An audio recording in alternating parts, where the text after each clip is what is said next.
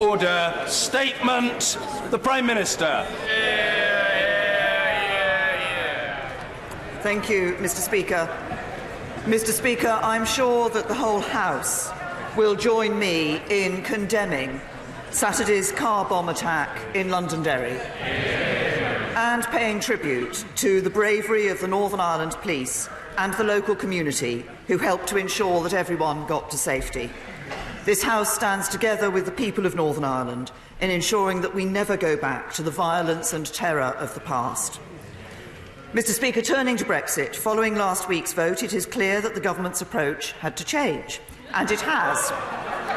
Having established the confidence of Parliament in this government, I've listened to colleagues across Parliament from different parties and with different views.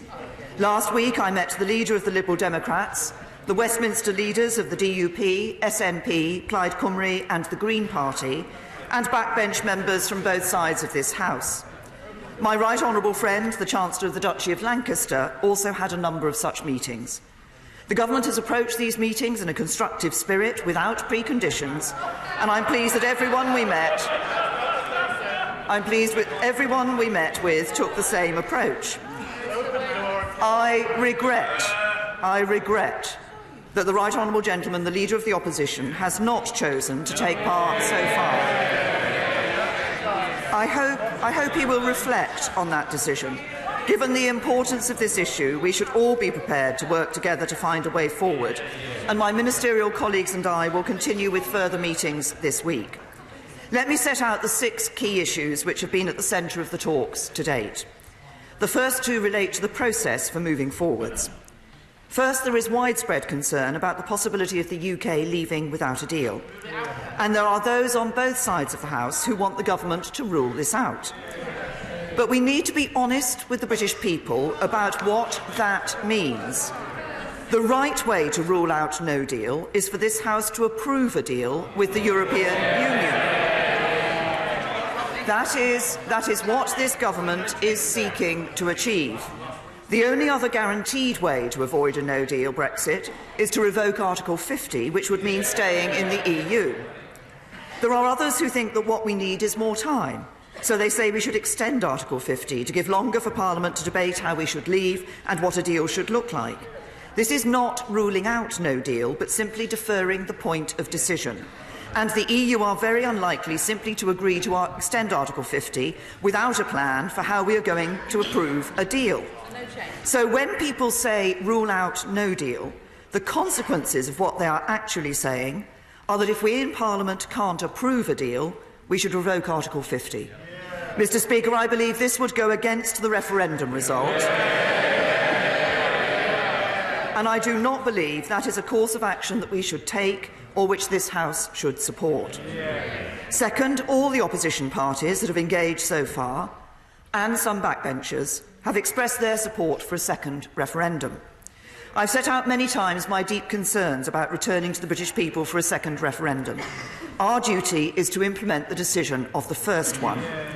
I fear a second referendum would set a difficult precedent that could have significant implications for how we handle referendums in this country, not least strengthening the hand of those campaigning to break up our United Kingdom. It would require an extension of Article 50. We would very likely have to return a new set of MEPs to the European Parliament in May. And I also believe that there has not yet been enough recognition of the way that a second referendum could damage social cohesion by undermining faith in our democracy. Mr. Speaker, we do not know what the Right Honourable Gentleman, the Leader of the Opposition, thinks about this because he has not engaged. But I know there are members who have already indicated that they wish to test the support of the House for this path. I do not believe there is a majority for a second referendum. And if I am right, then just as the government is having to think again about its approach going forwards, then so too do those members who believe this is the answer. The remaining issues raised in the discussions relate to the substance of the deal, and on these points I believe we can make progress. Members of this House, predominantly but not only on the government benches and the DUP, continue to express their concern on the issue of the Northern Ireland backstop. All of us agree that as we leave the European Union, we must fully respect the Belfast Agreement and not allow the creation of a hard border between Northern Ireland and Ireland, nor indeed a border down the Irish Sea. And I want to be absolutely clear, in the light of media stories this morning, this government will not reopen the Belfast Agreement. I have never even considered doing so, and neither would I. With regard to the backstop, despite the changes we have previously agreed, there remain two core issues: the fear that we could be trapped in it permanently, and concerns over its potential impact on our union if Northern Ireland is treated differently from the rest of the UK. So I will be talking further this week to colleagues, including in the DUP, to consider how we might meet our obligations to the people of Northern Ireland and Ireland in a way that can command the greatest possible support in the House. And I will then take the conclusions of those discussions back to the EU. From other parts of this House, concerns have also been raised over the political declaration. In particular, these have focused on a wish for further precision around the future relationship. The political declaration will provide the basis for developing our detailed negotiating mandate for the future, and this new phase of negotiations will be different in a number of ways. It will cover a far broader range of issues in greater depth, and so will require us to build a negotiating team that draws on the widest expertise available, from trade negotiators to security experts and specialists in data and financial services. And as we develop our mandate across each of these areas, I want to provide reassurance to the House. Given the breadth of the negotiations, we will seek input from a wide range of voices from outside government. That must include ensuring Parliament has a proper say and fuller involvement in these decisions.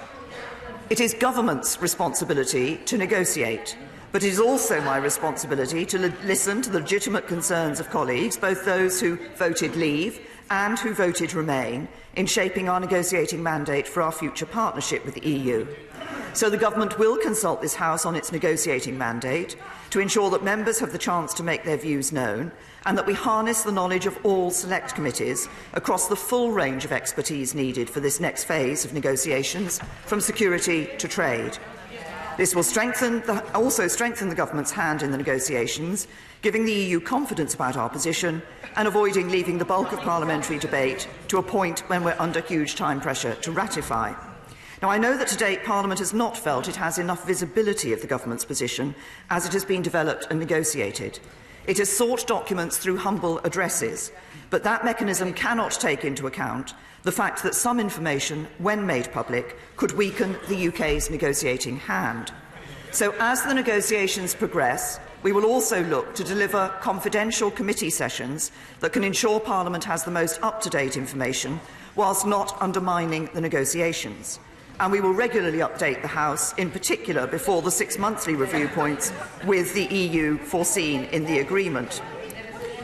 While it will always be for Her Majesty's government to negotiate for the whole of the UK, we are also committed to giving the devolved administrations an enhanced role in the next phase, respecting their competence and vital interests in these negotiations.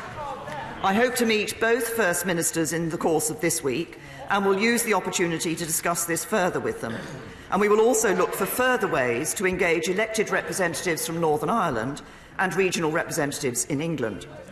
And finally, we will reach out beyond this House and engage more deeply with businesses, civil society and trade unions. Fifth, honourable members from across the House have raised strong views that our exit from the EU should not lead to a reduction in our social and environmental standards, and in particular workers' rights. So I will ensure that we provide Parliament with a guarantee that not only will we not erode protection for workers' rights and the environment, but we will ensure this country leads the way. To that end, my right honourable friend, the Business Secretary, indicated the government's support for the proposed amendment to the meaningful vote put down by the honourable member for Bassett-Law, including that Parliament should be able to consider any changes made by the EU in these areas in future. My right honourable friend and others will work with members across the House, businesses and trade unions to develop proposals that give effect to this amendment, including looking at legislation where necessary. Sixth, and crucially, A number of members have made powerful representations about the anxieties facing EU citizens in the UK and UK citizens in the EU who are waiting to have their status confirmed. We have already committed to ensuring that EU citizens in the UK will be able to stay and to continue to access in-country benefits and services on broadly the same terms as now in both a deal and a no-deal scenario. Indeed, the next phase of testing of the scheme for EU nationals to confirm their status has launched today. And having listened to concerns from members and organisations like the 3 Million Group, I can confirm today that when we roll out the scheme in full on the 30th of March, the Government will waive the application fee so that there is no financial barrier. So there is no financial barrier for any EU nationals who wish to stay. And anyone who has or will apply during the pilot phase will have their fee reimbursed. And more details about how this will work will be made available in due course. Some EU member states have similarly guaranteed the rights of British nationals in a no-deal scenario, and we will step up our efforts to ensure that they all do so. Mr. Speaker, let me briefly set out the process for the days ahead. In addition to this statement, today I will lay a written ministerial statement as required under Section 13(4) and 5 of the EU Withdrawal Act and table a motion in neutral terms on this statement as required by Section 13(6). This motion will be amendable and will be debated and voted on in this House on the 29th of January, and I will provide a further update to the House during that debate. To be clear, this is not a rerun of the vote to ratify the agreement we have reached with the European Union, but the fulfilment of the process following the House's decision to reject that motion. The process of engagement is ongoing. In the next few days, my ministerial colleagues and I will continue to meet with members on all sides of the House and with representatives of the trade unions, business groups, civil society and others as we try to find the broadest possible consensus on a way forward. Whilst I will disappoint those colleagues that hope to secure a second referendum, I do not believe that there is a majority in this House for such a path. And whilst I want to deliver a deal with the EU, I cannot support the only other way in which to take no deal off the table, which is to revoke Article 50. So my focus continues to be on what is needed to secure the support of this House in favour of a Brexit deal with the EU. And my sense so far is that the 3 key changes are needed. First, we will be more flexible, open and inclusive in the future in how we engage Parliament in our approach to negotiating our future partnership with the European Union. Second, we will embed the strongest possible protections on workers' rights and the environment. And third, we will work to identify how we can ensure that our commitment to no hard border in Northern Ireland and Ireland can be delivered in a way that commands the support of this House and the European Union. In doing so, we will honour the mandate of the British people and leave the European Union in a way which benefits every part of our United Kingdom and every citizen of our country. And I commend this statement to the House. Jeremy Corbyn. Thank you, Mr. Speaker. I thank the Prime Minister for an advanced copy of her statement, and I join with her in condemning the car bomb attack we've seen in London during the weekend, and commend the emergency services and the local community for their response. Mr. Speaker, the huge achievement of the Good Friday Agreement in reducing violence in Northern Ireland must never be taken for granted. It was an historic step forward, but we cannot take it for granted. The Government still appears not to have come to terms with the scale of the defeat in the House of Commons last week. The Prime Minister seems to be going through the motions of accepting the result, but in reality is in deep denial.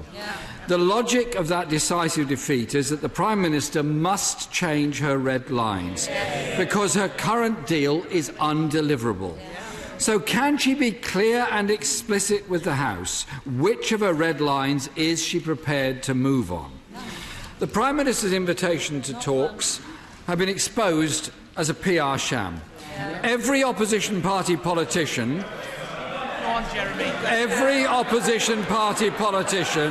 came out of those meetings with the same response. Contrary to what the Prime Minister has just said, there was no flexibility, there were no negotiations, nothing has changed. Order. The Prime Minister was heard, and when there was noise, I called for it to stop, and the same must apply to the Leader of the Opposition. No one in this chamber will shout the right honourable gentleman down. Don't even bother trying, you're wasting your breath. Jeremy Corbyn. Thank you, Mr Speaker. But I do welcome the commitment that the fee for EU citizens to apply for settled status will be waived. Mr Speaker, the Prime Minister was fond of saying that this is the best possible deal on the table. It is the only possible deal on the table. But our EU negotiating partners are clear, and I quote, "Unanimously, the European Council have always said that if the UK chooses to shift its red lines in the future to go beyond a simple free trade agreement, then the EU will be immediately ready to give a favourable response." The House voted to hold the referendum. It also voted to trigger Article 50. There is a clear majority of this House to support a deal in principle and to respect the referendum result. But it requires the Prime Minister to face reality and accept her deal has been comprehensively defeated. Instead, we now understand the Prime Minister is going back to Europe to seek concessions on the backstop. Can I ask the Prime Minister this? What is the difference between legal assurances and concessions? What makes her think that what she tried to renegotiate in December will succeed in January? Mr Speaker, this really does feel a bit like Groundhog Day. So, the first thing she must do is recognise the clear majority in this House against leaving without a deal and rule out no deal and stop the colossal waste of public money planning for an outcome. Questions too must be asked of the Chancellor. He reassured businesses that no deal would be ruled out by the Commons, yet he is sanctioning £4.2 billion to be spent on an option he believes will be ruled out. The Foreign Secretary said last week it was very unrealistic to believe the House of Commons would not find a way to block no deal. Mr Speaker, can I ask the Prime Minister to meet first with her Chancellor and her Foreign Secretary and see if they can convince her to do what is in her power to rule out no deal? And if she will not do that now, will she confirm to the House that if an amendment passes that rules out no deal, she will implement that instruction? The Prime Minister agreed the backstop because of her pledge to the people of Northern Ireland to avoid a hard border. But no deal would mean a hard border in Ireland and break the Prime Minister's commitment. Is she seriously willing to accept a hard border? But today heralds the start of a democratic process where this House will debate amendments that will determine how we navigate Brexit.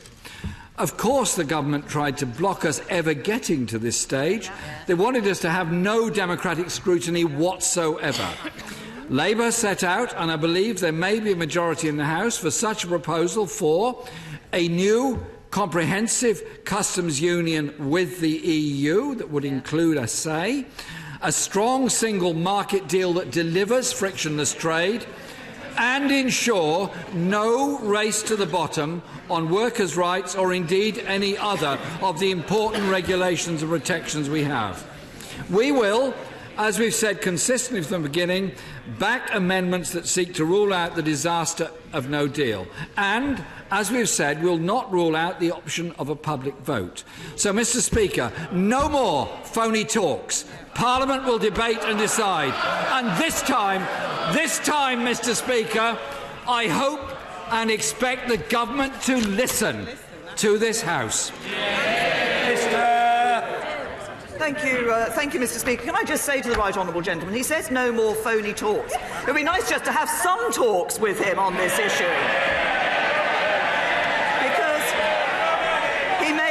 He makes lots of claims about what has been said in the talks that have been held so far, but actually he doesn't know, because he didn't turn up to those talks. And I come back to him, he makes a great deal about the issue of no deal. He said that there is a consensus. I think he said there was a view across this House that supported a deal in principle and wanted to deliver on Brexit. That's exactly what I want to sit down and talk to him about. Because what we need to see is what is it that will secure the support of this House to enable us to leave the European Union with a deal. And we are continuing to listen to groups across the House in order to find the way to secure that support. Now, he talks about ruling out no deal. As I said in my statement, there are only two ways that you can ensure that no deal does not happen. One is to revoke Article 50, to reverse the decision of the referendum and to stay in the European Union.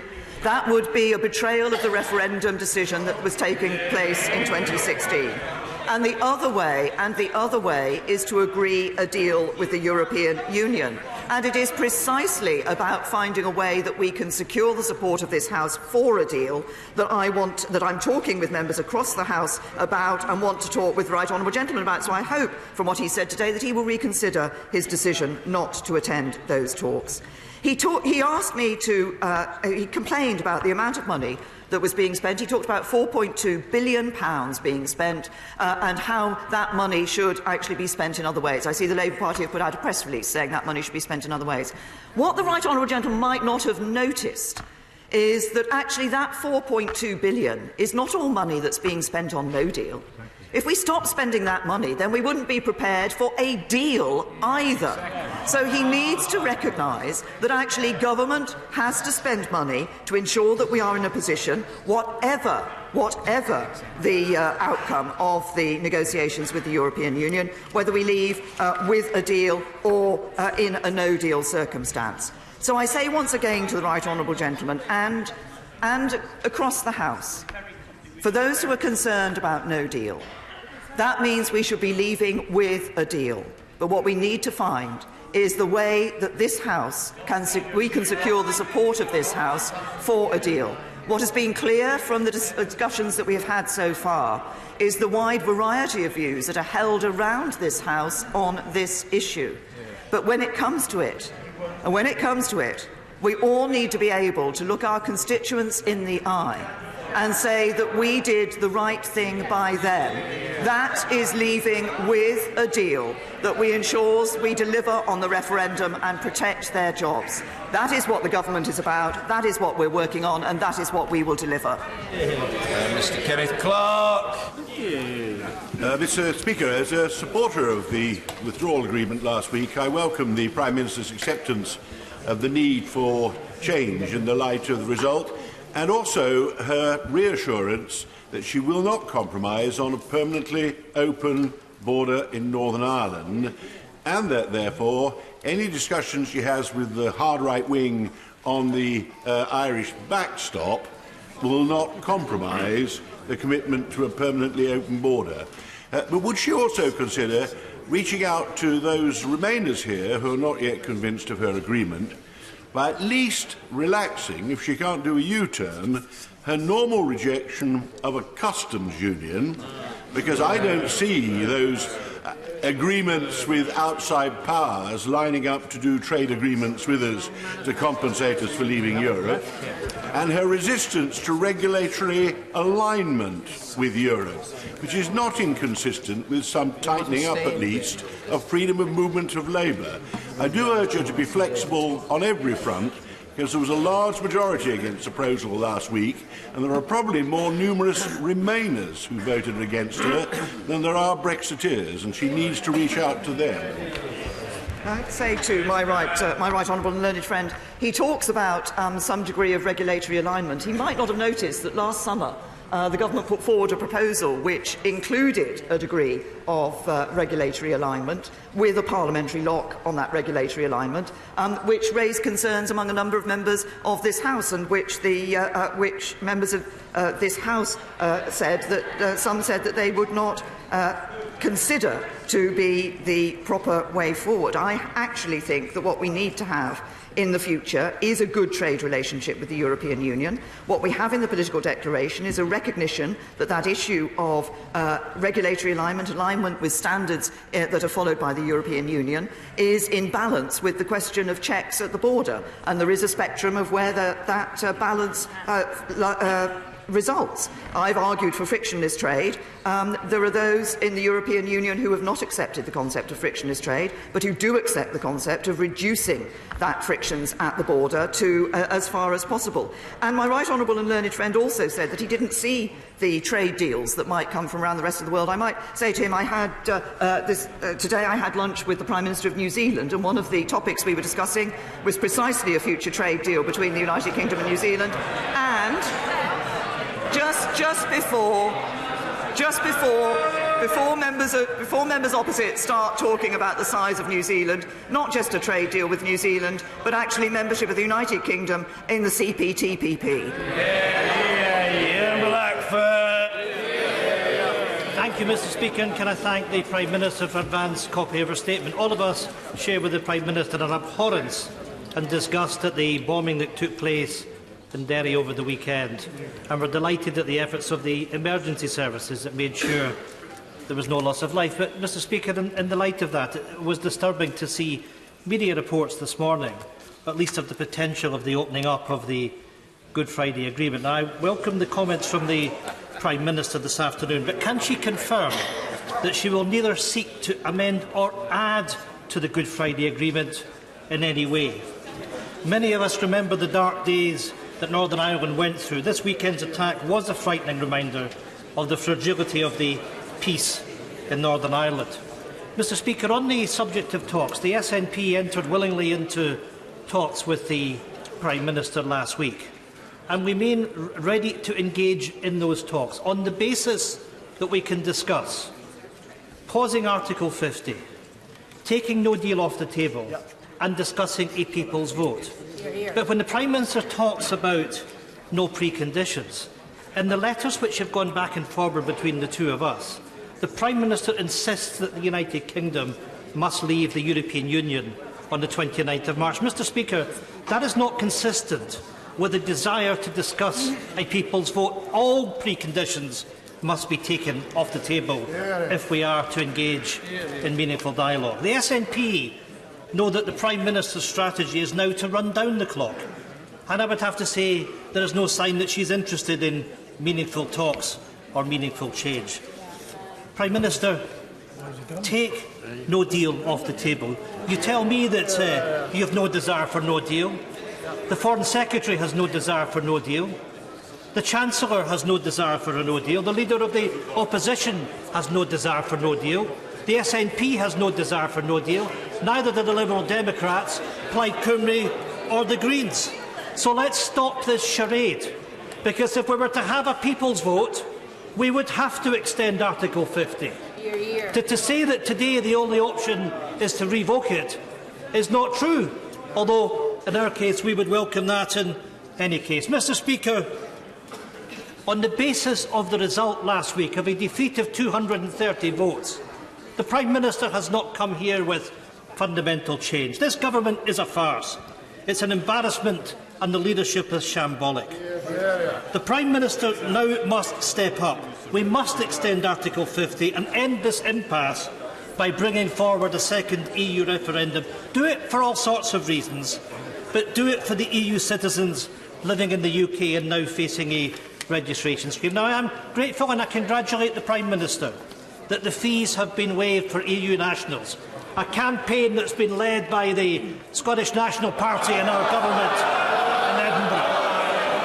It is shameful that those here, many have been here for decades, are being forced to register to stay in their own home. That is the fundamentals of it. Mr. Speaker, not in our name, where is the humanity of this? Mr. Speaker, in Scotland we have another choice. We did not vote for Brexit. We will not be dragged out of Europe by a Tory government we did not vote for. We might not be able to save the UK, but we can save Scotland. We have an escape route from the chaos of Brexit, an independent Scotland. Scottish independence will result in our country being a destination in Europe, a country at the heart of Europe, while the rest of the UK turns inwards and isolated from its European neighbours. Mr. Speaker, we want no part of it. Prime Minister.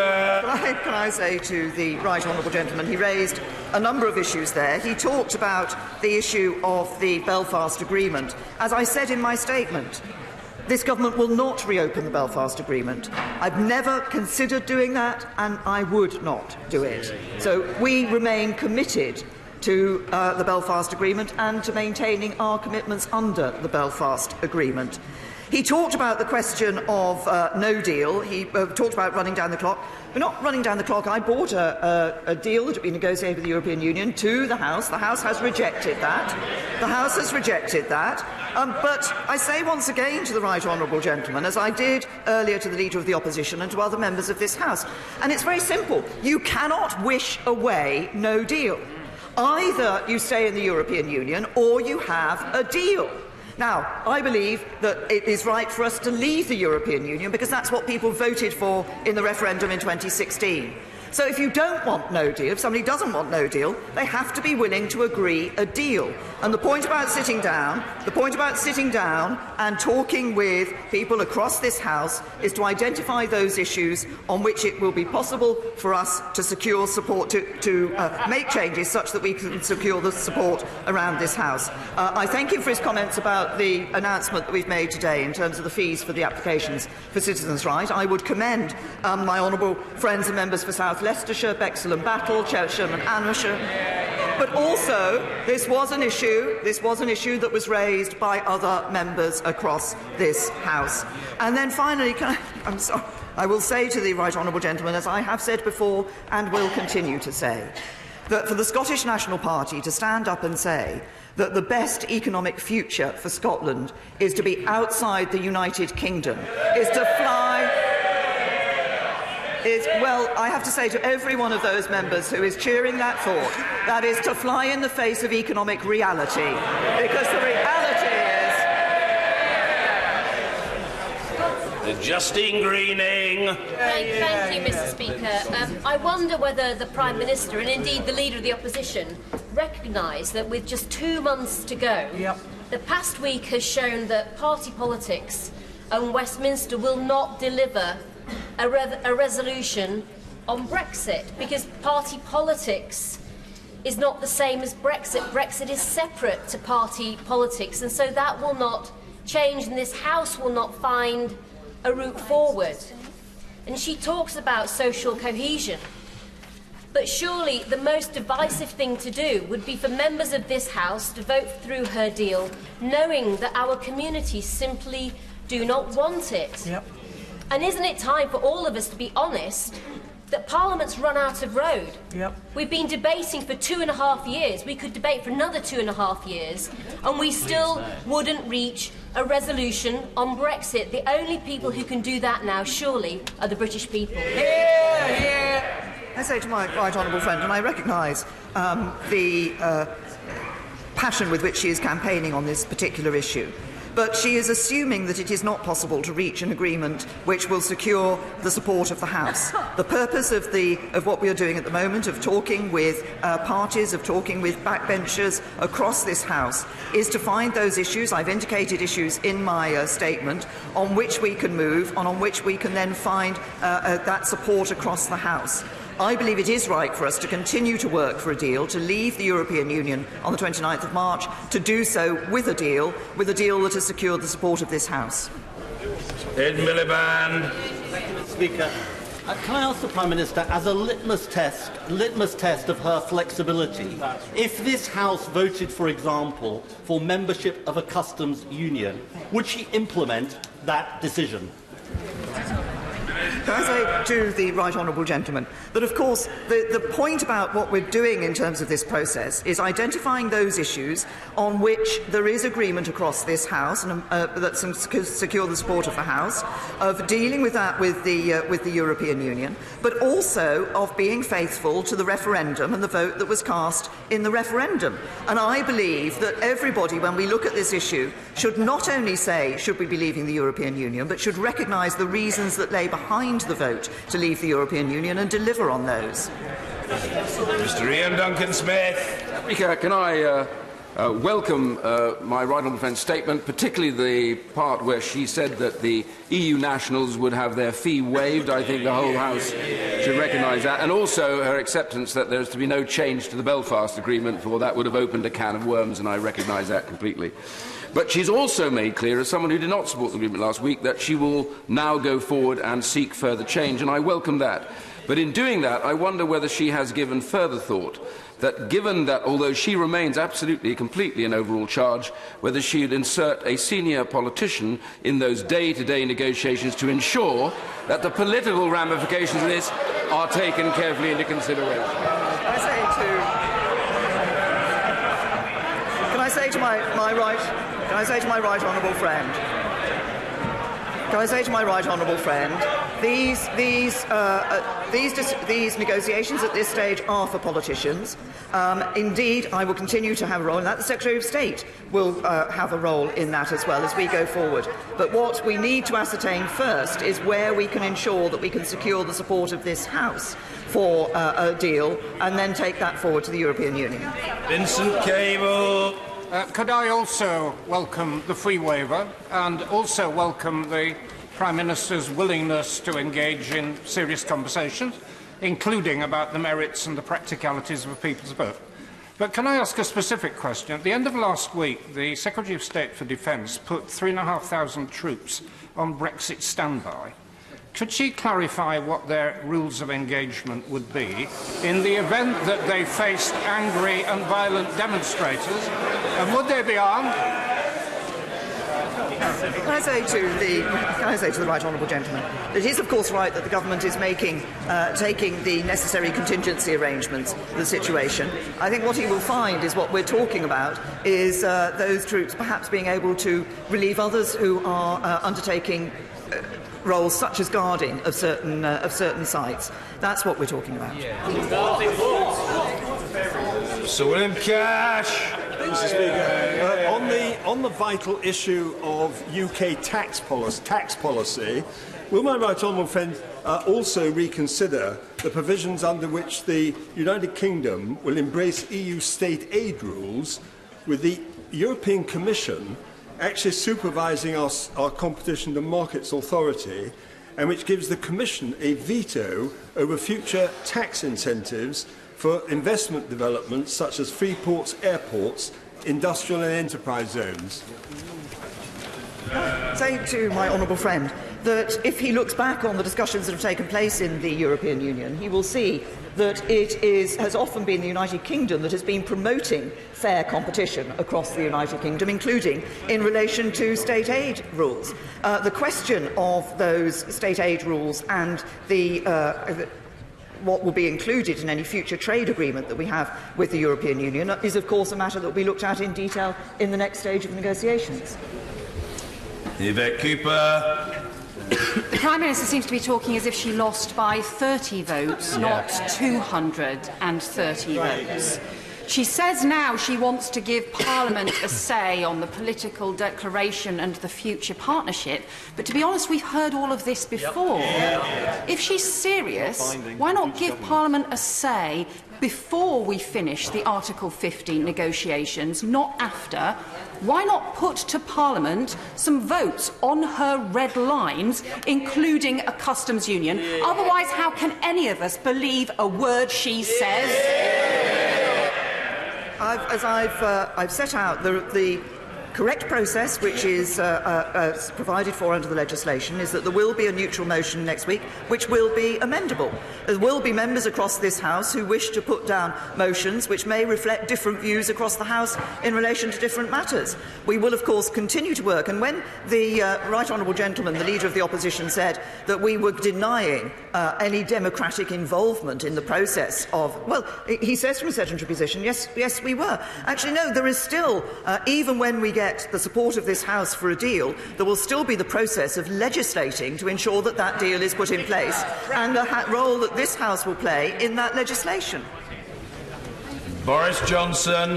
Can I congratulate my right honourable friend on her decision to waive the registration fee for EU nationals? I think will be very welcome, and also on her determination now to go back to Brussels and fix the backstop, because I think that is the way forward. But can she confirm that in so doing she will now seek legally binding change to the text of that backstop and to the text of the withdrawal agreement itself?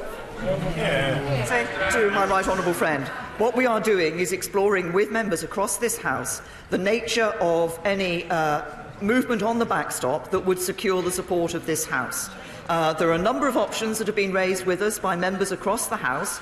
We need to look at those and continue to talk with colleagues, both those who have raised it from the backbenches on this side of the House and those who have raised this issue with from the benches opposite, particularly, obviously, our confidence and supply partners. There are a number of options. We will look to see what is going to secure the support of the House. Mr. Nigel Dodds. Thank you, Mr. Speaker. And can I join with the Prime Minister in her words about the despicable and reckless attack in Londonderry at the weekend, carried out by Republican terrorists, of course, who are responsible for the murders of prison officers David Black in 2012 and Adrian Ismay in March 2016. These people have nothing to offer anyone in Northern Ireland and are rejected right across the board. On Brexit, can I thank the Prime Minister for the meetings that we have had in recent days and the good engagement, and for her recognition that there are core issues that need to be sorted out as far as the withdrawal agreement is concerned, her willingness to try and reach a consensus, and the fact that she is going to go back to Brussels and ask for the necessary changes to be made. And can I take it from what the Prime Minister has said that she is really serious now in terms of getting a consensus that can get this through the House with the necessary legal changes to the withdrawal agreement? Yes, I can give the right honourable gentleman the assurance that obviously what I want to do is to identify the way forward in relation to dealing with the issues that have been raised about the backstop. I referenced the two key issues on its potential permanency and the impact on the Union in my statement, and find the best way, the way that we can resolve those issues that will command support from this House.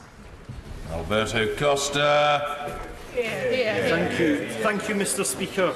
Can I take this opportunity to warmly thank the Prime Minister for having listened to the concerns that I and other members have raised on the issue of EU nationals?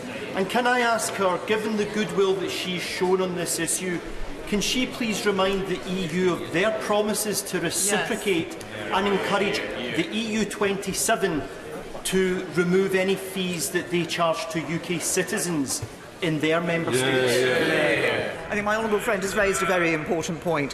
While it's important for us to give that reassurance to EU citizens here, we must also remember the UK citizens living in the EU 27 member states, and we will be pressing them to give the reciprocal commitments to UK citizens living in those member states. There are a number of states that have already said that they committed to various ways that they will provide protection for rights in a no-deal situation. We will continue to press them all to reciprocate. Hilary Benn. Thank you very much indeed. Mr. Speaker, last Wednesday the Prime Minister said to the House that she would reach out in order to try and find a way forward from the crisis that is facing our country. But I'm sorry to say that, having listened to her statement this afternoon, while her door may have been open, her mind has remained closed because she has rejected stopping us leaving the EU with no deal, even though she knows it would be disastrous, and she has rejected remaining in a customs union, even though she knows it is essential, an essential contribution to keeping an open border and maintaining friction-free trade. The BrExit Select Committee last Wednesday published a report identifying a number of alternative ways forward and recommended that they be put to the House in a series of indicative votes. Since the Prime Minister has twice this afternoon said, well, what is it that will secure the support of the House, will she now put those to the vote? The right honourable gentleman knows that the government will be tabling a neutral motion next Tuesday. That is what is required under the legislation, and that will now be, and that is an amendable motion. But the right honourable gentleman again referenced this issue of rejecting no deal. As I said earlier, if people don't want no deal, there are only two ways to go, and it's no good honourable members from a sedentary position chuntering or shouting about this issue. The sheer facts are that no deal will only be taken off the table by either revoking Article 50, which turns back the result of the referendum, the government will not do that, or by having a deal, and that's what we're trying to work out. Andrea Jenkins. Thank you, Mr. Speaker. Prime Minister, today the Shadow International Trade Secretary visited my constituency and said to the BBC, I quote, "If there is a motion for a second referendum that is put before Parliament, our position and the party is that we would be supporting a public vote." Does the Prime Minister agree with me, and I'm sure many Brexiteers in the north of England, that a second referendum would be a sellout and cause a huge amount of harm to trust in politicians? I do agree with my honourable friend. Because I believe that the British, a lot of people voted for the first time, or for the first time in many years, in the referendum in 2016. And I think their faith in politicians would be shattered if we failed to deliver on that vote. We have a duty to deliver on that vote in the referendum. Angela Eagle. Mr. Speaker, the Prime Minister could reach out by relaxing her own self-imposed red lines, which would include thinking about other solutions, such as staying in a customs union, which would deal with the backstop situation. But she seems intent on only trying to get her dead deal through the House by playing chicken with her own Brexiteers and what she calls her confidence and supply partners. So will she, first of all, tell us that she really does want to reach out? And secondly, will she tell the House, if we do amend this motion next Tuesday, will she respect that decision and put it into effect? I say to the honourable lady that, of course, as I've said, it is possible for people to move amendments to the motion next Tuesday. We wanted to sit down with all parties and with different groups across the House, because there are different opinions on these issues in parties across this House, and find out where it is that it will be possible to secure support for a deal, to take that forward, to ensure that we leave with a deal. But underpinning that, of course, is the importance of us delivering on the referendum. I believe it is a duty for this Parliament to deliver on the referendum, to deliver Brexit, and to deliver a Brexit with a deal. John Redwood. A majority of voters in the referendum voted to leave and did not vote to sign a new comprehensive treaty binding us back into features of the EU. But I think a big majority in the country would welcome a comprehensive free trade agreement and use of Article 24 of the GAP while we're negotiating it. So will my right honourable friend, when she goes back to Brussels, table such a comprehensive free trade agreement and see if that breaks the logjam? I say to my right honourable friend that we have been looking at a free trade area, a free trade agreement with the European Union. I just want to ensure that that is as ambitious as possible, and that's what is set out in the political declaration. Lucy Powell. Thank you very much, Mr. Speaker. The only thing we know for certain that people voted for in the referendum was to leave the EU. Any other speculation is simply that. So I repeat the question that my right honourable friend, the member for Doncaster North, put earlier. Amazingly, she didn't even mention the words customs union in her statement. But if this House voted to either remain in a customs union or to remain in EFTA or the EEA, all issues that were raised with her by her own MPs when she met them last week, will she adhere to that? As I've said, obviously it will be for people to amend the motion that takes place next week to see whether there is. What I say to can I just say to the right honourable lady, she is making some assumptions about the views of people across this House, which actually have not been. Which have not been reflected by the discussions that we have had with members across this House. Sir Hugo Swire. Friend is absolutely right to reject ruling out a no deal. Can I also say, for those of us like myself who did not support the government's withdrawal agreement on the basis of the backstop, if she can return from Brussels with something which is legally enforceable on this one area, I believe that she will carry most of the House with her. Well said. Thank my right honourable friend for his comment. It has been clear in the conversations that we have had that in the specifics of the withdrawal agreement it is the backstop that is the issue, and that is why we'll be working hard to find a resolution of it. Liz Saville-Roberts. The Prime Minister knows that farming is integral to Welsh heritage. It is the beating heart of our rural economy. But she must also understand this. When she humours the idea of a no-deal Brexit, she freezes the heart's blood of our communities. When I meet with Welsh farmers this week, on what grounds can I possibly assure them that Westminster defends their interests when the Prime Minister would evidently prefer no deal to a people's vote? I say to the honourable lady that I've given my response to the issue of a people's vote second referendum previously. I was pleased to meet, after we had negotiated the deal with the European Union, I was pleased to meet with Welsh farmers, and they were supporting their deal. They believed that it would be a good deal for Welsh farmers. Sir Patrick McLaughlin. Bearing in mind that the Leader of the Opposition has a reputation for meeting with almost any organisation in the world, my constituents found it very distasteful that he was not prepared to give up his time to meet the Prime Minister. Will my right honourable friend assure the House that actually there have been a number of occasions when the House has given their instructions? The House has given the government an instruction about holding a referendum.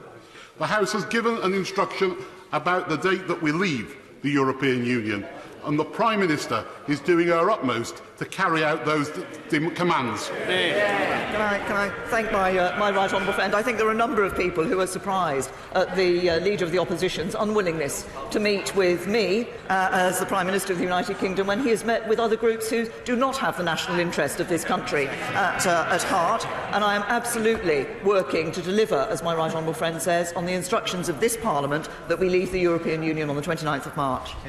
Kate Hoey. Speaker, can I welcome the Prime Minister ruling out a second referendum and ruling out revoking Article 50 and leaving a WTO, whether managed or not, deal on the table. But could I just say to her, this is a Remain Parliament.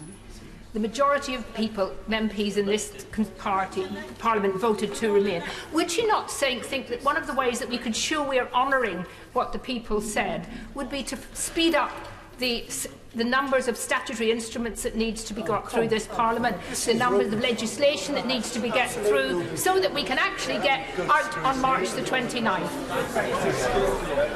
Well, can I say to the right honourable lady that we have been obviously laying statutory instruments. Getting statutory instruments through this House, of course, does require the usual channels to work together, and I'm sure that her party front bench, will have heard the interest that she has in ensuring those statutory instruments are able to go through this House. Dominic Raab. Welcome the Prime Minister's statement and support her determination to return to Brussels to secure changes, particularly to the backstop. Given what she said in her statement, can I urge my right honourable friend to not just rule out revoking Article 50, but rule out extending it, because that would give businesses certainty and give the public some finality and some reassurance that we will leave at the end of March, as promised. I hope, give my right honourable friend the reassurance that what I'm working for is to find a deal that will secure the support of this House such that we can leave and will leave the European Union on the 29th of March. We're streeting. Thank you, Mr. Speaker. It is now clear that the Prime Minister is counting on the House of Commons to rule out her red lines because she lacks the political authority to do so. But will she also accept and understand that whether it's her dead deal, no deal, Norway or no Brexit, all of the options that lie ahead are substantially different to what people were promised during the referendum? Given that, does she not understand there is not just a practical desire for a new referendum to break the parliamentary deadlock, but a moral imperative to make sure that it's the people that agree this country's future for generations to come? Well, gentlemen, I apologise that I didn't have an immediate recall of the fact, but I wish the honourable gentleman a happy birthday, and I observe, probably not for the first time or the last, that he seems to me to be a very youthful fellow. The Prime Minister. I'm happy, Mr. Speaker, to echo the many happy returns, happy birthday to the honourable gentleman. But can I say to him that I think when people voted in the referendum, They did vote. They voted to leave the European Union.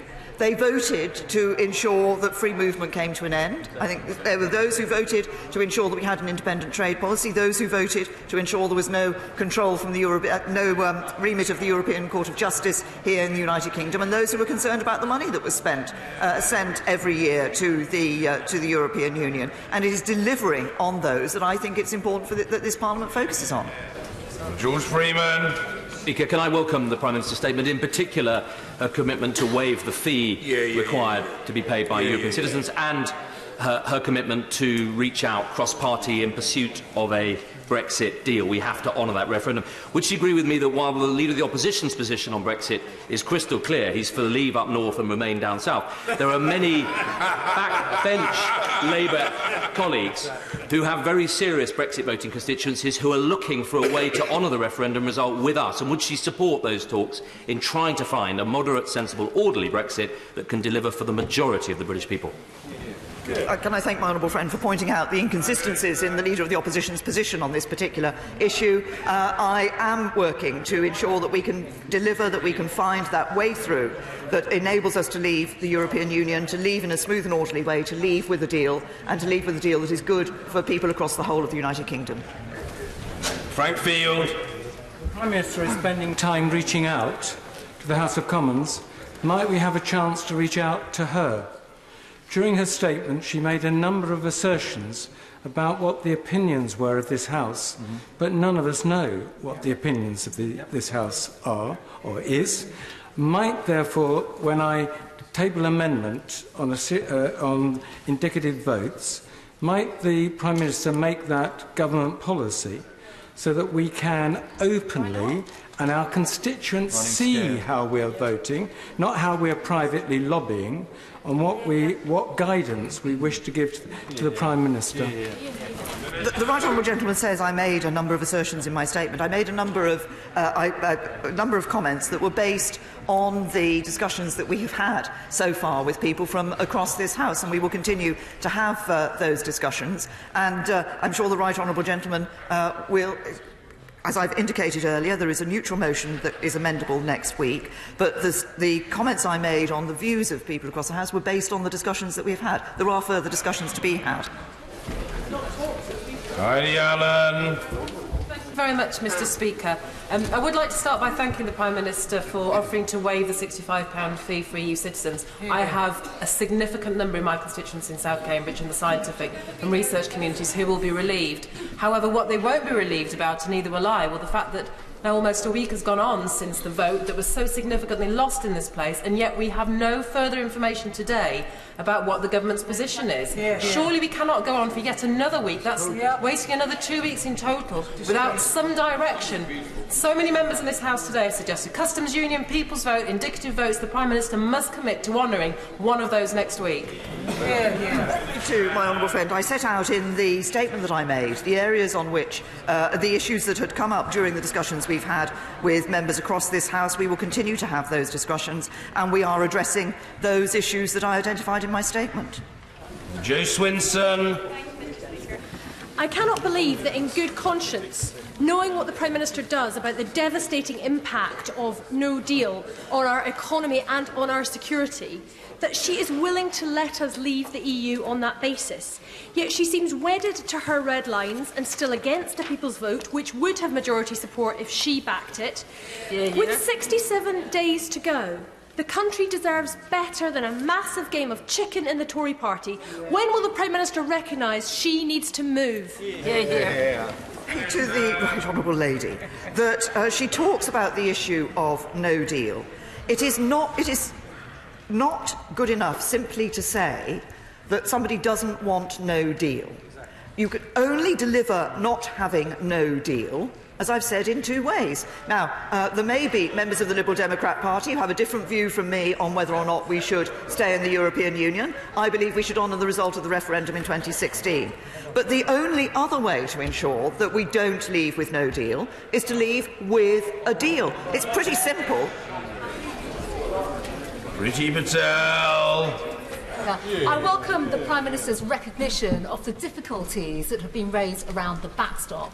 So, when the Prime Minister goes to Brussels, is she prepared to reopen the text of the withdrawal agreement in order to actually address many of the concerns that she has heard from many members and right honourable members of the House with regards to the backstop? My right honourable friend, what we are doing is talking to members across this House to identify the various ways in which it would be possible to address this issue of the backstop. A number of options have been raised with us, and we are looking at all those options that have been raised. Where's Leslie?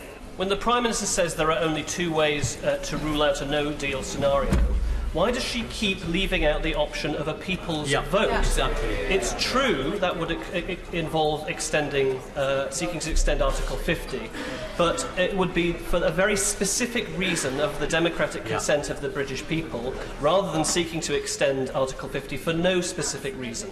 So on this issue, both for her and for the Labour Party front bench, isn't this now a time for leadership and decision-making and not prevarication and delay? The decision was made in 2016 by the British people that we should leave the European Union, and that's what we're delivering. David Jones. Mr. Speaker, the Irish Government has warned of the likely adverse economic and social impact on the Republic of a no-deal Brexit, given the extent of that country's reliance upon the British economy. Since the Irish backstop is probably the greatest impediment to a negotiated Brexit, can my right honourable friend confirm that she maintains bilateral discussions with the Irish Government with a view to ascertaining, if at all possible, we can put forward an agreed position to the European Union? Good point. We do continue to talk to the Irish Government about their position in relation to the backstop. The formal position, of course, is that this issue of customs across the border dealing with the border is an EU competence and therefore not an individual member state competence. But of course, the position that the Irish Government takes will be an important element of any consideration that the EU gives to any proposals that we put forward, and we will continue to talk to them. Rachel Reeves. Thank you, Mr. Speaker. The Prime Minister says that she wants to find a way forward, but without allowing Parliament to vote on different options, it's unclear how we can discover where consensus lies.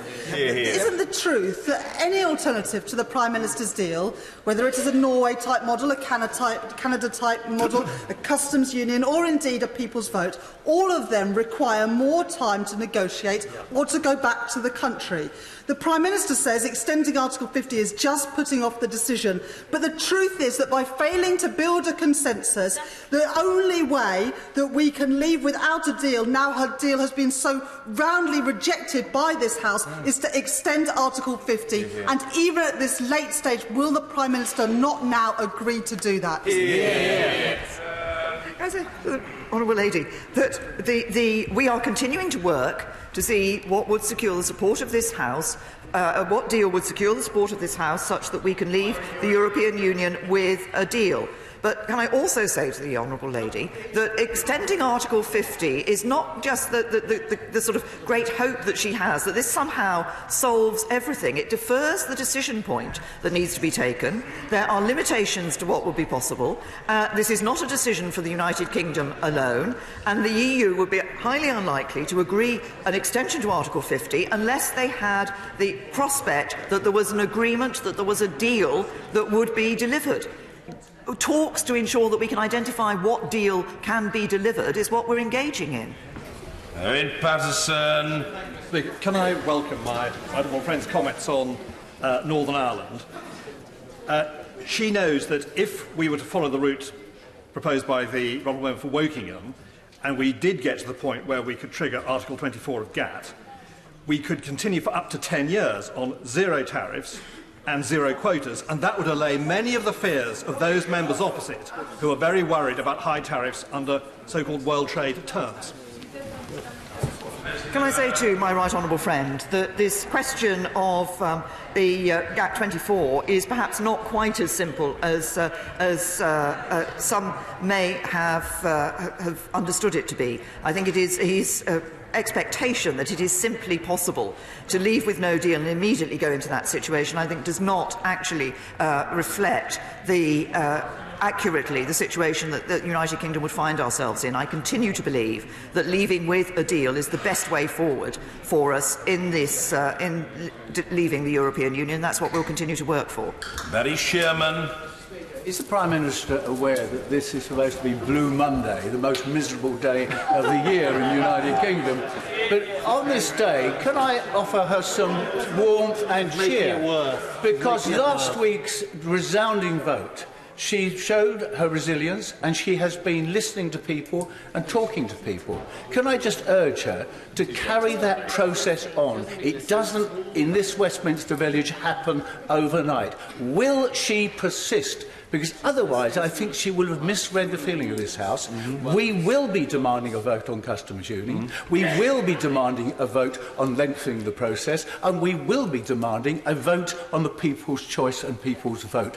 If she listens more, I think we can come to a conclusion in this House that's going to be good for all of the country and not a miserable one. Can I give the right honourable gentleman the assurance that we do want to continue those discussions, continue those conversations, continue listening in order to find what I think he, at the end of his question, he was indicating, which is a way forward that can be supported by this House and that will be good for everybody across the country. Anna Seabury. Thank you very much, Mr. Speaker. Mr. Speaker, I'm sorry, but this just isn't good enough. This whole process is now turning our country into a laughingstock. The people of this country are worried, and businesses have none of the certainty that they absolutely need in order to flourish. The Prime Minister, when she faced the possibility in December of losing the vote, delayed the vote and said she was going to go over to the EU and sort out the backstop. So we waited and nothing happened, nothing changed.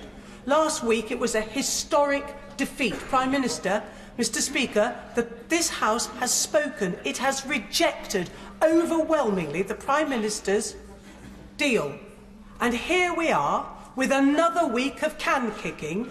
And the truth is, Prime Minister, Mr. Speaker, the truth is, isn't it, nothing's changed. Say to my right honourable friend, I mean, first of all, we did receive some further assurances from the European Union following the delay of the vote in December. Those assurances proved not to be sufficient for this House. This House rejected the deal, including those assurances. What we are now doing is working with people across this House to find the way forward that will secure a deal so that we can leave the European Union, do it in a smooth and orderly way, and leave with a deal which is in the interests of people across this country. Sammy Wilson. Can I welcome the fact that the Prime Minister has rejected the demands from the Leader of the Labour Party to raise the white flag in these negotiations by moving the date of the 29th of March for his leaving the EU? Is she disappointed that even before she has put forward any plan B, that the Irish Government and the Irish Vice President of the European Parliament have rejected any suggestion that the backstop will be changed? And does she therefore accept that in the face of such intransigence, the ability to leave on the 29th of March, as the people of the United Kingdom have asked for, is adhered to? I believe it is important that we do deliver on the vote that took place in the referendum in 2016. We will continue to talk to the Irish Government because I believe that the best way forward for all of us is to be able to leave with a deal. We recognise the commitments that we've made to the people of Northern Ireland for no hard border, and I would hope that we will be able to find a way through that can secure the support of this House and the European Union such that we're able to leave with a good deal. Sir Bernard Jenkin. Can I thank the Prime Minister, my right honourable friend, for her statement and for her willingness to engage with those who are willing to engage with her. Can I congratulate her on the vote last week that she won, namely the vote of confidence, on the basis that she would not engage in preparations for a second referendum, on the basis that either we negotiate a successful deal which the House of Commons votes for, or we leave on WTO terms. And will she take the advice of JP Morgan, who stood side by side in the referendum for Remain, but are now warning that the extension of Article 50 would, and I quote, be the worst of all possible worlds. Death by 1,000 cuts for the British economy. Will she make sure that we avoid that extension? I say to my right honourable friend, I had not seen that comment from JP Morgan, but as I've been clear that I believe it's important that we deliver on the vote of the referendum, leaving the European Union, and that is on the 29th of March. Luciana Berger. Thank you, Mr. Speaker. The Prime Minister told us before that a public vote could, and I quote, damage social cohesion by undermining faith in our democracy. Can I tell her it's because of the way she and her government have thus far handled this process over the last 2 years that the public already believe that our politics is broken? Will the Prime Minister today acknowledge that there can be nothing more democratic than the vote that gives the entire country a final say on her deal? Say to the honourable lady that I think that there are many, many people up and down this country who have a very simple view that there was a vote that took place in 2016. The result of that was to leave the European Union. And there are many people now, not only those who voted to leave at that time, but many of those who voted to remain at that time, that feel it is now incumbent on government and parliament to deliver on the result of that vote. Daniel Kaczynski. Thank you, Mr. Speaker. Reports from Warsaw suggest that the Polish Foreign Secretary, Mr. Czaputowicz, is taking the lead in trying to help the United Kingdom to break the impasse by suggesting a definitive time for the backstop. Could the Prime Minister share with us some of the helpful things the Polish government is doing to help us and encourage others to follow suit? I say I look forward to exploring in more detail the proposals that have been put forward by the Polish Foreign Minister on this particular issue of dealing with the backstop. We have always worked well with the Polish government on these and other matters across the European Union Council, and want to continue to have that very close relationship with Poland after we leave the European Union. Ben Bradshaw. On the Union, Mr. Speaker, could I suggest that seeking public consent for a Brexit that looks very different from the one sold to the public in 2016 would do far less damage than tearing Scotland and Northern Ireland out of the Union in a botched Brexit against their will? So can I ask her, is her first loyalty to her party or the country?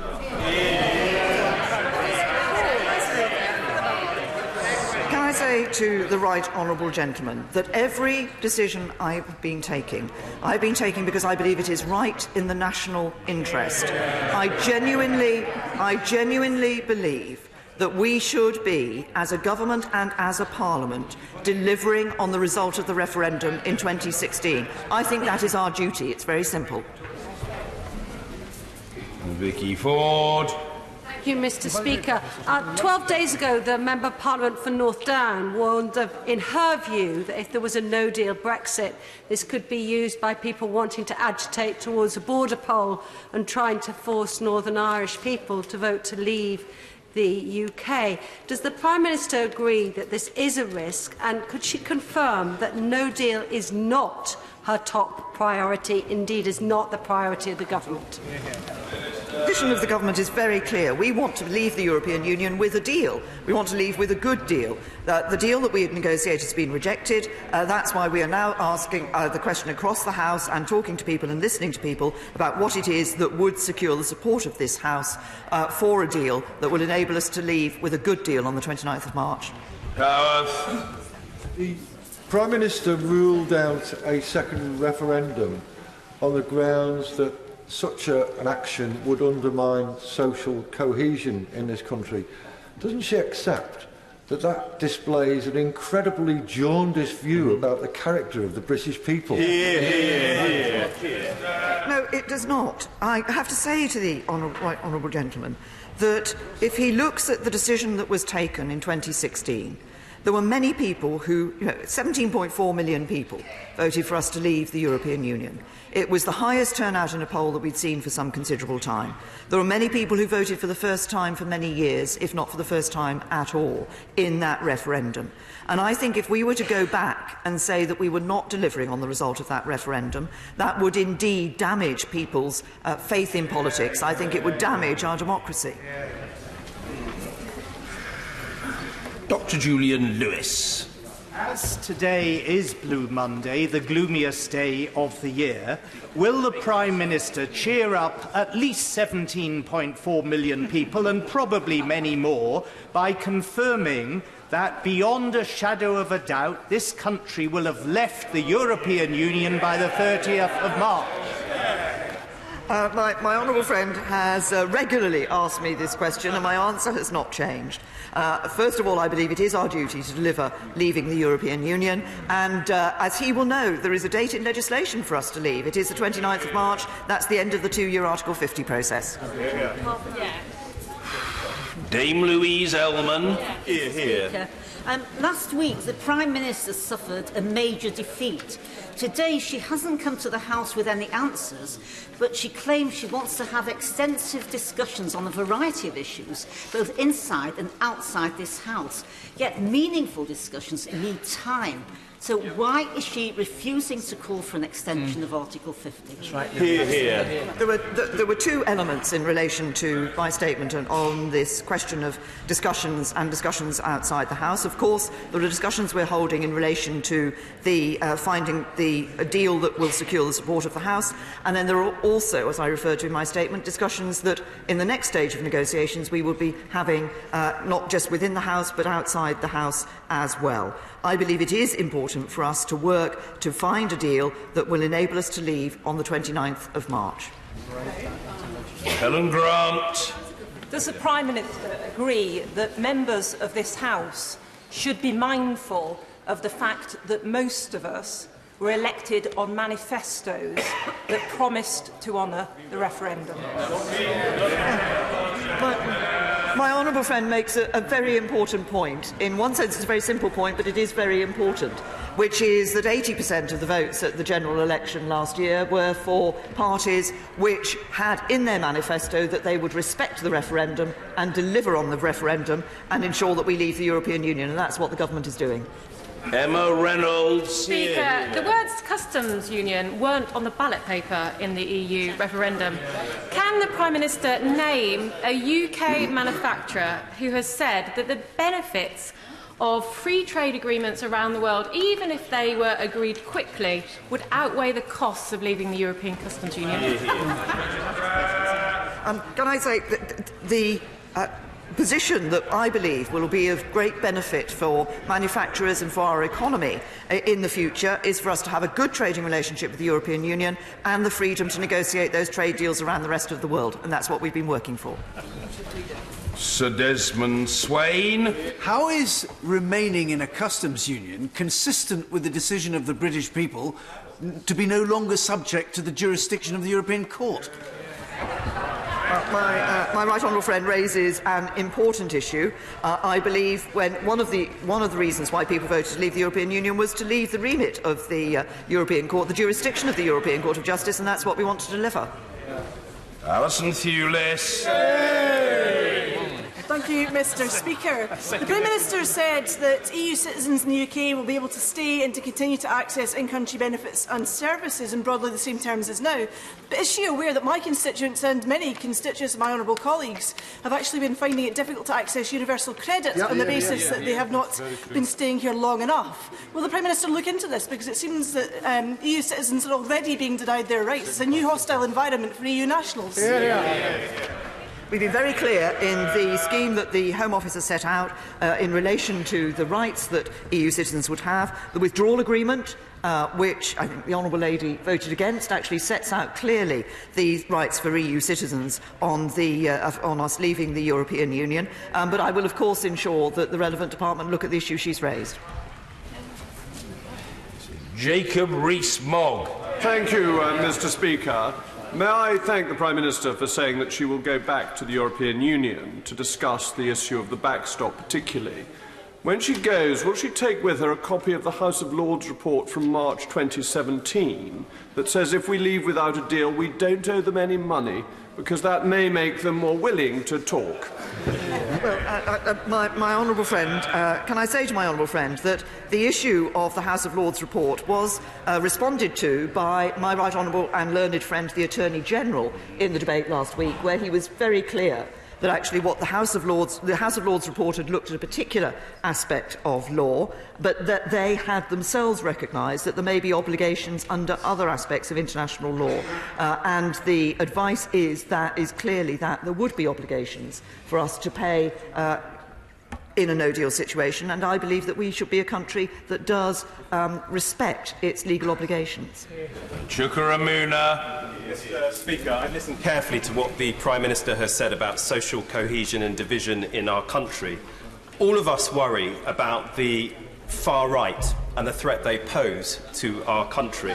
And history shows that a resurgence of the far right usually follows an economic depression, which is why avoiding no deal at all costs is essential.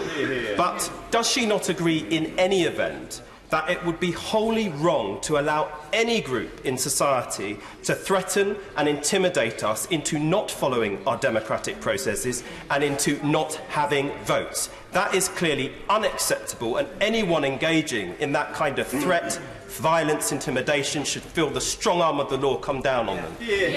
I say to the honourable gentleman that I believe it is important, and there's an important issue about some of the behaviour that we've seen, which members of this House have been the victims of. But others have been on the receiving end of aggressive behaviour as well, because they appear to hold a different view from those held by other people. It's important that we're able to have our debates, not just in this House, but in public, on these issues, with dignity, with respect, with people, yes, wanting to put their positions passionately, but respecting the right of others to hold a different view, and to hold that view equally passionately. But I also believe that it's important, when this House has given a decision to the British people in a referendum, that we deliver on that. John Whittingdale. I thank my rightful friend for listening to the concerns felt by a number of us on these benches, and for her recognition that there must be changes to the backstop. But can she also confirm that those aspects of our future relationship set out in the political declaration, which also cause some concern, that those are not legally binding and can be addressed and changed in the course of the subsequent negotiation?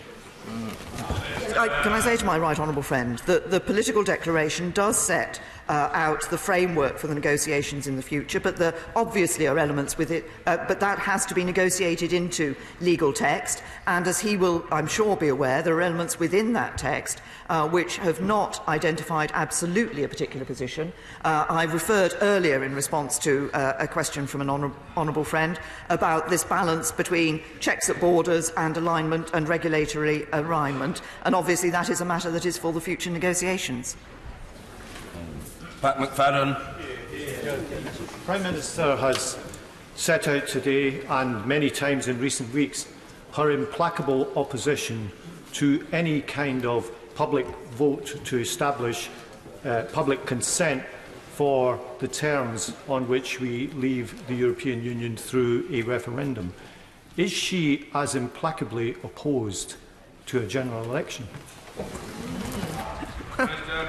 I have also said if the right honourable gentleman had heard the speech that I gave last week in the no confidence debate, he will have seen that I made it absolutely clear that I do not believe that a general election is in the national interest at this time. Greg Hands. Returning to issues around the World Trade Organization, one of the things that will need to be sorted out in the question of a no-deal Brexit will be what happens with some of the most favoured nation clauses. Now, if she were to put up no tariffs, barriers or checks to EU goods at all after the 29th of March, which would be very helpful in ensuring no change and free-flowing trade from our side, of course that might provoke MFN challenges at the WTO. So what assessment has the government made of the relative merit in such a scenario of carrying on with trade as it currently is, vis-à-vis the risk of WTO challenges, which of course wouldn't be heard for 18 months, and any infraction would not be able to be retrospective? And does she agree with me that it may well be worthwhile, so long as the study is done, of actually pursuing that course of simply keeping the border open in the event of a no-deal Brexit? I know that my right honourable friend, obviously from his previous position and ministerial position and his interests, has looked at this issue with great care. But of course, as we look at this issue, it isn't simply a question of the tariffs that we set for for items going across our border. There are the questions of the WTO requirements in relation to customs declarations at the border, and there are other issues which are referred to within the political declaration, such as issues relating to data, which are also relevant in this matter. This is Helen Goodman. If the House votes to take time to consider options other than those which the Prime Minister has been presenting to us, will she accept that this is not an attack but a sign of the strength of our parliamentary democracy? Say to the right honourable lady that if she is referring to the issue of an extension of Article 50, she shakes her head, but well, but the only way in which it is possible to ensure that there is more time in the negotiations with the European Union to find that resolution would be if Article 50 were extended. Article 50, as I've indicated, cannot be extended but simply by the decision of this House alone. It is a matter that is has to be agreed by the European Union as well, and I think that it is very clear that they would not be likely to allow that extension unless it was clear that there was a deal or an agreement that was coming forward as a result of that. I think it's far preferable for us. And I think as I've said, I believe we should be leaving the European Union on the 29th of March, and the discussions that I and others have been holding with members across this House are aimed at exactly being able to do that, and do that with a deal that secures the support of this House. Maria Miller. I welcome my right honourable friend's statement and the extraordinary work that she's doing to shape our exit from the EU. And actually, Mr Speaker, can I just say, in response to the right honourable member from Exeter, who questioned the Prime Minister's commitment to our country, that there is nobody on this side of the House who would do that, and very few people outside as well. But can I also press her that if the leader of the Labour Party continues to work collaboratively with the government, that this action effectively makes no deal the more likely outcome in March? And shouldn't he just come clean and admit that?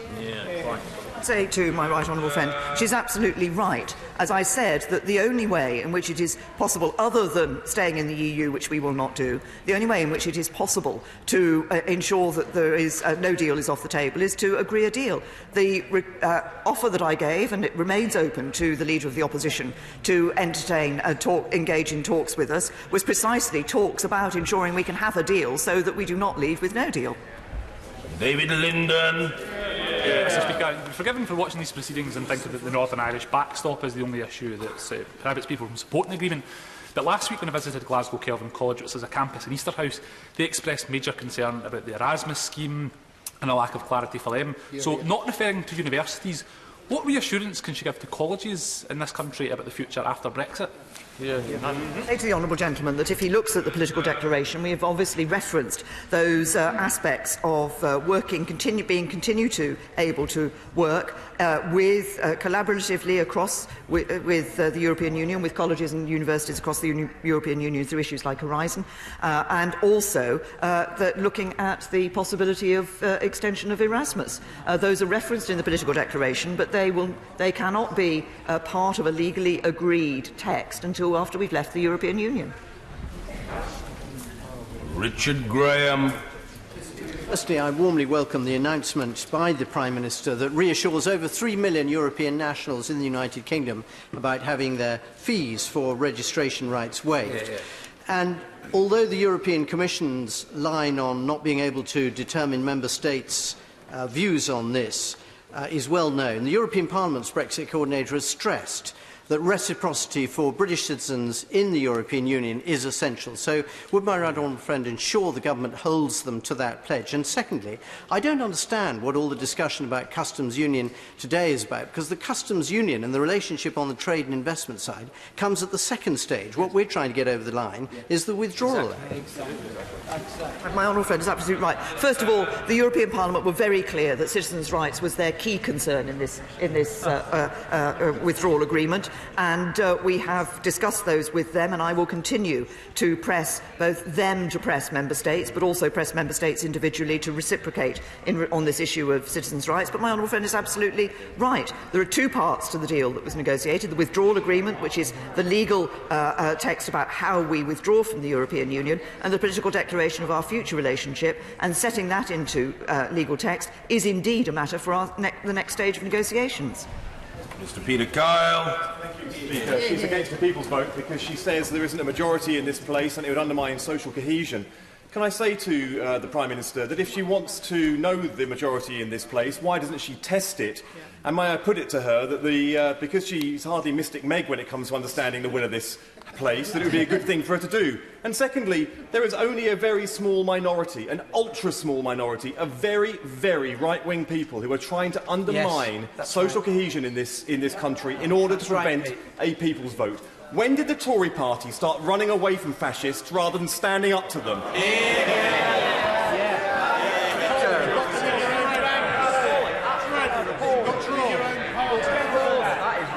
I have to say that comment, I think, was beneath the honourable gentleman. But let me explain again to him why I say what I do about a second referendum. It is very simple.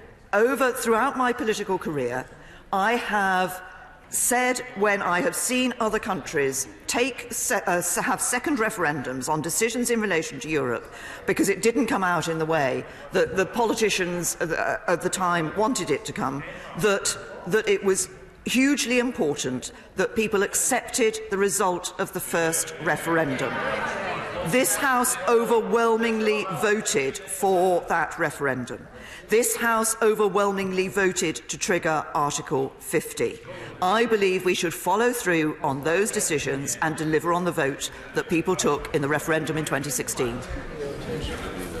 John Barron.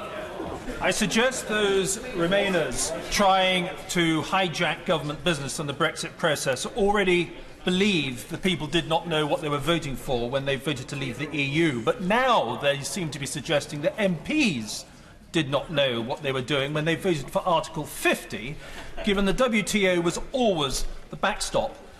Mr. Speaker, Parliament cannot become the executive, and the referendum result must be respected by Parliament. Could the Prime Minister therefore confirm, for the sake of absolute clarity on the benches opposite, that not only will we be leaving on the 29th of March, she's made that very clear, but that we will be leaving on WTO terms, if negotiations fail, terms by which we profitably trade with the rest of the world?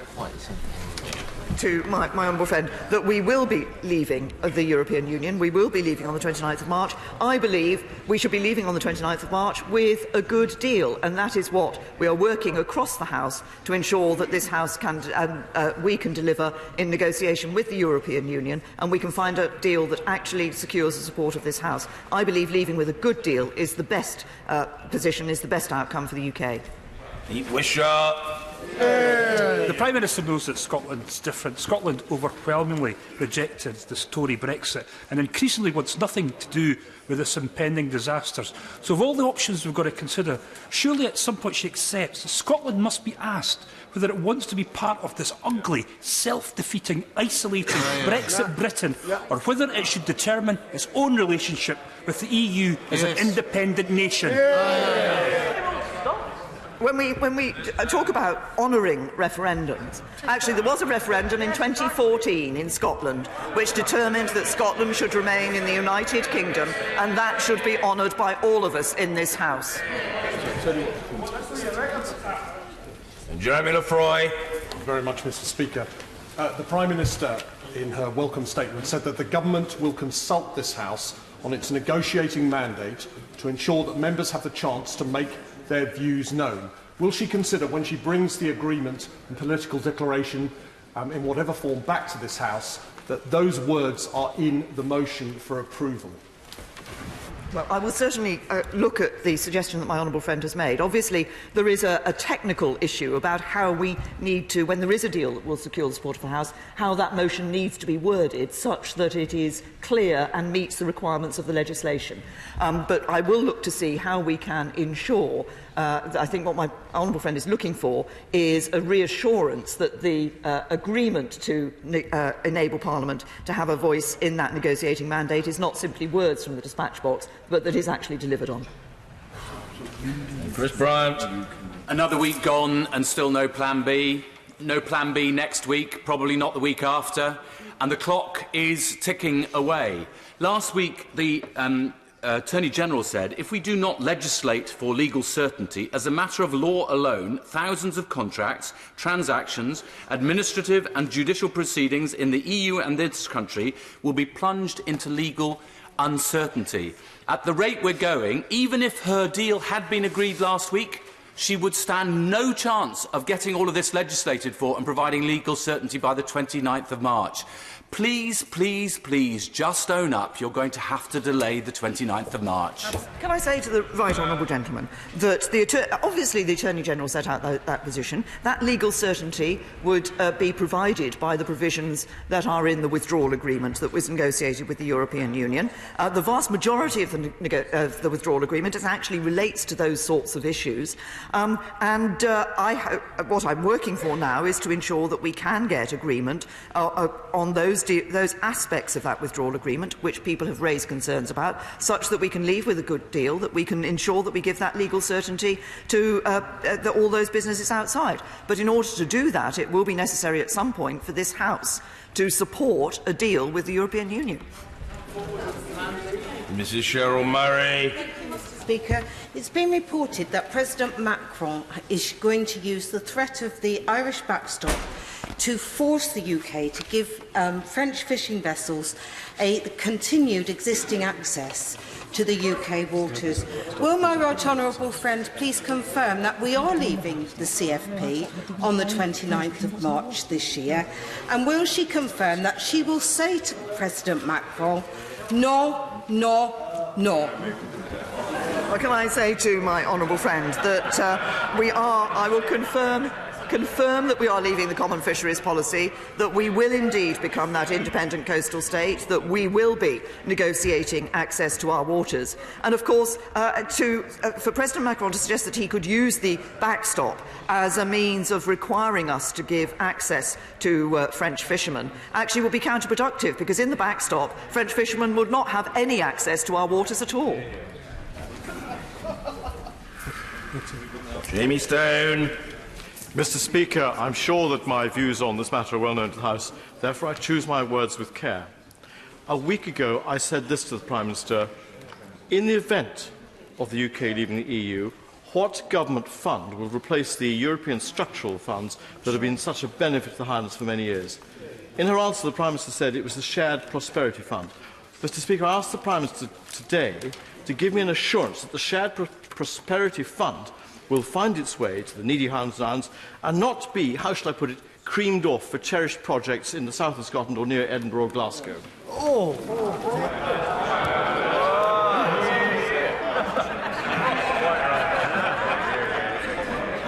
Can I say to the honourable gentleman that I will leave him to debate the issue of which parts of Scotland require the funding. But the point of the Shared Prosperity Fund is to ensure that we tackle inequalities between communities.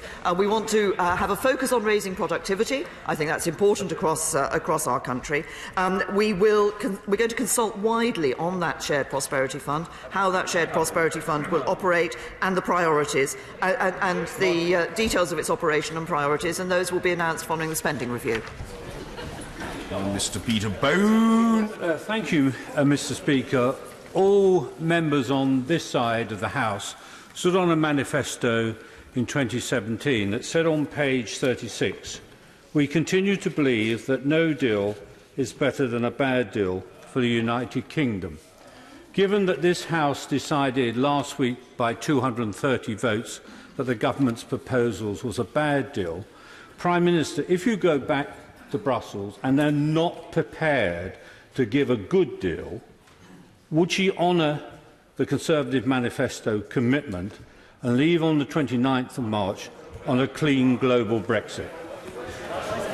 My honourable friend, that of course we stood on that manifesto. I have repeated in this chamber from this dispatch box that no deal was better than a bad deal. But I also believe that it is better for the United Kingdom to leave the European Union with a deal, with a good deal. And that is what I am working with others across the House to see what will secure the support of this House such that we leave the European Union and we leave with a deal.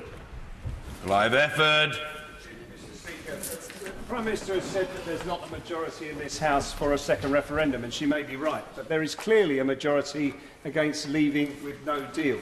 So is she saying to the House that rather than provide extra time in order to secure a deal that can pass this House, she will crash us out with no deal on the 29th of March? Good question. Is that if the House doesn't want to leave with no deal, then the House has to come together and agree the deal that will secure the support of the House, and that's what we're working on. Helen Whately. The Leader of the Opposition has told us he would rule out no deal, but he's also said he'll rule in a second referendum. It seems to me that his support for unilateral disarmament is rather similar to his approach to Brexit negotiations. Yeah. Can I thank my right friend, the Prime Minister, for, by contrast, sticking to her guns? Thank my honourable friend for pointing that out. I think it is very important that the government delivers for people and that we continue to deliver. And it is interesting that I think the Leader of the Opposition, although the Shadow Trade Secretary has made a reference to the Labour Party's position on the second referendum, I don't think the Leader of the Opposition has actually identified what he believes in relation to a second referendum. Christine Jardine. Thank you very much, Mr. Speaker. Earlier, the Prime Minister said that to extend Article 50 would just be to defer the moment of decision. Would the Prime Minister not agree that in the current situation, where there's no consensus in the House, it's very difficult to know what the will of the people is now 2.5 years down the road amid this chaos, lack of leadership and indecision, that perhaps deferring that moment of decision is exactly what we need, and she should consider extending Article 50. The people made their will clear that we should leave the European Union. It is this House that now needs to identify the way in which we can leave the European Union with a deal that will benefit people across the United Kingdom. May I tell the Prime Minister that my constituents in Dover and Deal who voted Leave and Remain alike have got in contact to express concern that members of this House may be engaged in unconstitutional games and parliamentary tricks to delay or stop Brexit altogether. Will she confirm that whatever happens, we will leave the European Union on the 29th of March, and that she will not enable anyone in this House, and she will always align with the people against anyone in this House to ensure that the people's will and the referendum vote is carried through? Can I say to my honourable friend that I absolutely agree that we should be delivering on leaving the European Union, that we have been clear that that will be on the 29th of March, and that I think those who wish to use parliamentary procedure to try and reverse the vote of the British people need to think very carefully about what they are trying to do, because there is absolutely no doubt in my mind that this Parliament voted for that referendum, this Parliament voted to trigger Article 50, and therefore this Parliament should deliver on those votes. Diana Johnson. Mr. Speaker, with the clock ticking, and for us all to come together to agree a deal that delivers on the promises made in 2016 in the referendum campaign and rules out the disaster of a no deal, why is it exactly that the Prime Minister will not bring to this House indicative votes so she will then establish what the will of the House actually is? To the honourable lady, once again, there is a position that is set out very clearly in the legislation, which the government will do. We will bring a neutral motion to this House.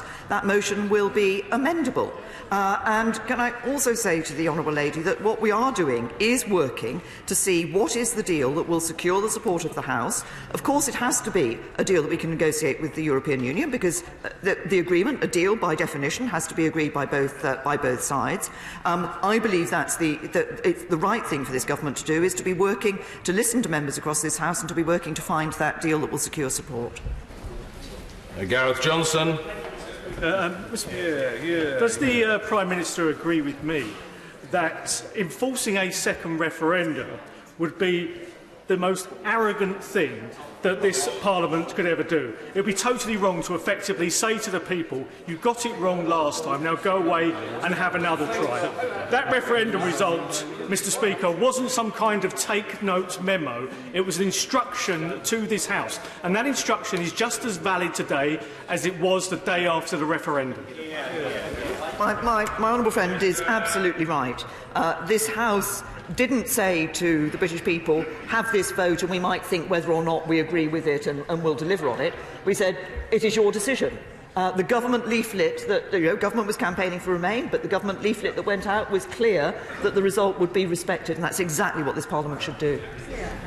Sangham Debonair. Thank you, Mr Speaker. Mr Speaker, the Prime Minister says she wants to reach out to civil society and trade unions. So may I gently suggest to her that over the course of the next week she reaches out to the Musicians' Union, and I declare my entry in the Register of Members' Interests, to find out from them what they think a future after Brexit should look like for touring musicians, but also that she listens to Remainers in general and to try and do her best to take into account what they think so that she can try to heal this very divided country.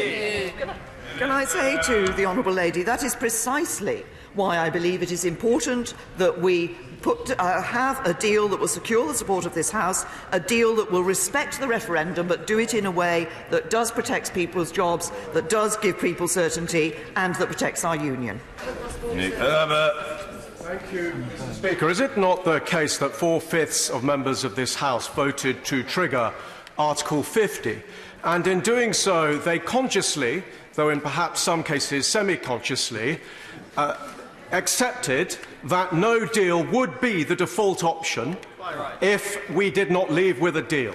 If honourable members have now changed their minds, should they not be open about that and say that they now wish for a second referendum or to ditch Brexit altogether? And if they do not want that, and they do want an orderly Brexit, and they do want to prevent no deal, is not the only course open to them to agree a deal? My right honourable friend has set out with impeccable logic what the position is. It is indeed correct that 4/5 of this House voted to trigger Article 50. That was for a 2-year process which ends on the 29th of March this year. And if people want us to leave with a deal, they have to agree a deal. Gavin Newlands. Thank you very much, Mr Speaker. This is a government that has brought us austerity, the benefit freeze, the two-child policy and the rape clause, all while cutting tax for the richest in our society. Yet she's got the temerity to claim it's a fundamental act of democracy, a second referendum that will undermine social cohesion in the UK. Can I ask the Prime Minister what evidence does she have for this assertion? I just say to the honourable gentleman, he says this was a government that brought austerity. This government had to respond to the significant financial crisis and economic crisis that was left us by the Labour government when we took over in 2010. And this is this government that is bringing an end to austerity and ensuring that we will see our debt come down, ensure that we have and continue to maintain lower taxes for people. I notice it's the Scottish government that has actually been increasing taxes on people in Scotland. They might want to think very carefully about that before they talk about the impact on people. Martin Vickers. Thank you, Mr Speaker. I welcome my right honourable friend's statement, particularly a reference to the backstop, and I feel that if the EU were prepared to be somewhat more flexible on this issue, then it could open the door to an acceptable agreement. In recent days, a number of my constituents have contacted me concerned that further opening of the negotiations could weaken our position on freedom of movement. My right honourable friend has always been very firm on this issue. Could I invite her to reaffirm her determination that there will be no relaxation on the current position? I'm happy to give my honourable friend that assurance. I've always said that I believe the desire to bring an end to free movement was one of the things that led to many people voting to leave the European Union, and this government will deliver on that. There will be an end to free movement. Wayne David. Yesterday, in a radio interview, the Solicitor General said that he thought that agreement on a customs union would provide a way to unify this House. Yep. What is her response to her own Solicitor General? My response is that actually the discussions we've been having across this House suggest that there are more varied opinions in relation to this matter and in relation to what should drive forward than a simple solution such as the honourable gentleman suggests. Maggie through. Speaker, I'm sure members across this House will welcome my right honourable friend's commitment to maintaining workers' rights and environmental standards. But does she agree with me that we can be more ambitious and lead the way on this, but only if we actually leave the EU with a deal? My honourable friend is absolutely right. I believe that we can be leading the way on these, around the world on these issues, but in order to do that we want to ensure that we leave the European Union with a good deal and then have the freedom to set those very high standards. Jim Shannon. Mr. Speaker. Prime Minister, first of all, thank you for your statement and for your endeavours. There was a poll in Northern Ireland just last week. 70% of unionists are against another vote to leave the EU. 71% of unionists want the Brexit. 66% of unionists were against the withdrawal agreement, so heavily defeated in this House just last week. So, Prime Minister, can you confirm that you will not ignore the opinion of unionists and the backstop will have to be removed, and that Northern Ireland will continue to be an integral part of the United Kingdom of Great Britain and Northern Ireland on the same basis as England, Wales and Scotland? Well, obviously, it is my position, it's the government's position. Northern Ireland is part of the United Kingdom. We want Northern Ireland to continue to be able to be that integral part of the United Kingdom. I think it is right that we deliver on the vote to leave the European Union. The backstop has been identified as a key issue, and we will continue to work with the honourable gentleman and his right honourable friends and others across this House who have raised this issue to find a way through that enables us to secure a deal. Michael Tomlinson. Thank you, Mr. Speaker. I congratulate the Prime Minister on her determination to leave the EU on the 29th of March. And does she agree with me that this has become a matter of trust between the people and politicians? And if we fail to deliver and leave on that date, that trust will be damaged irreparably? I agree with my honourable friend that I think these decisions are about matters of trust. That is why I have been concerned about the proposals for a second referendum, because I think a second referendum would actually damage that trust between the people and politicians. Hannah McMorrin. Thank you, Mr. Speaker. Brexit is a fantasy based on lies. Nothing about Brexit will make our constituents' lives any better. When is the Prime Minister going to start standing up for what is right and stop running down the clock, rule out a no deal and put this decision back to the people?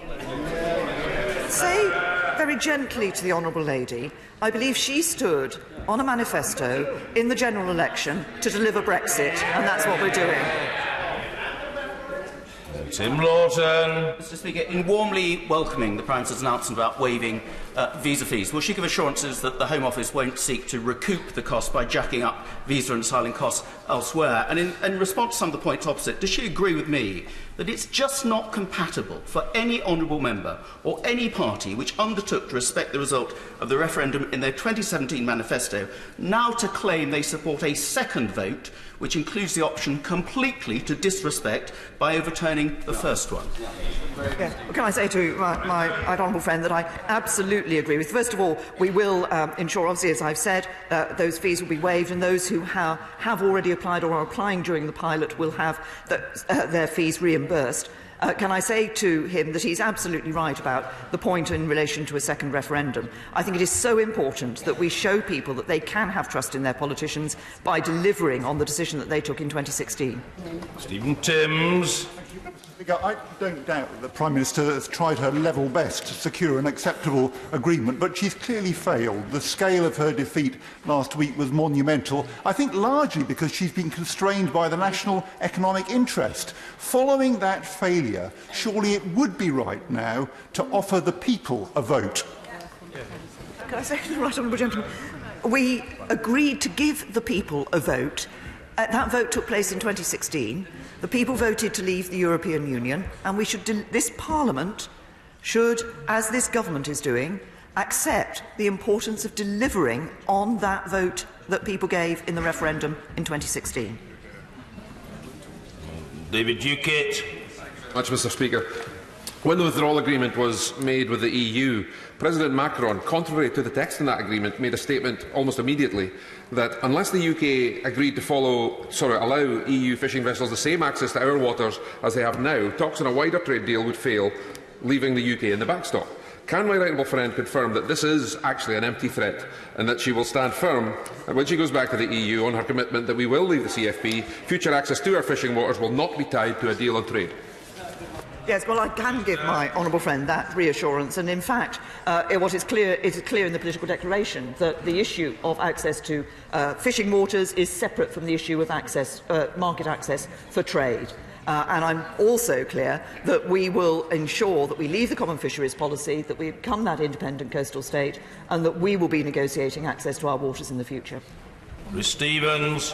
Mr. Speaker, the Prime Minister before Christmas assured me in the House that there was adequate civil servants in each government department dealing with Brexit. So can she explain why the Health and Social Care Department, according to a parliamentary answer, has 385 less civil servants than it did on the 23rd of June 2016? And what does that mean for medical supplies going forward in the event of a no-deal Brexit? I say to the honourable gentleman that the 2 points he's raised are not linked. First of all, in relation to the issue of medical supplies, the Department for Health and Social Care has been working with pharmaceutical companies and others to ensure that arrangements are in place so that medical supplies will be available in the event that we leave with no deal. The government's position is that we want to leave with a deal. That's what we're working on finding a way of the deal that will secure the support of this House. Richard Drax. Thank you, Mr. Speaker. Forgive my voice.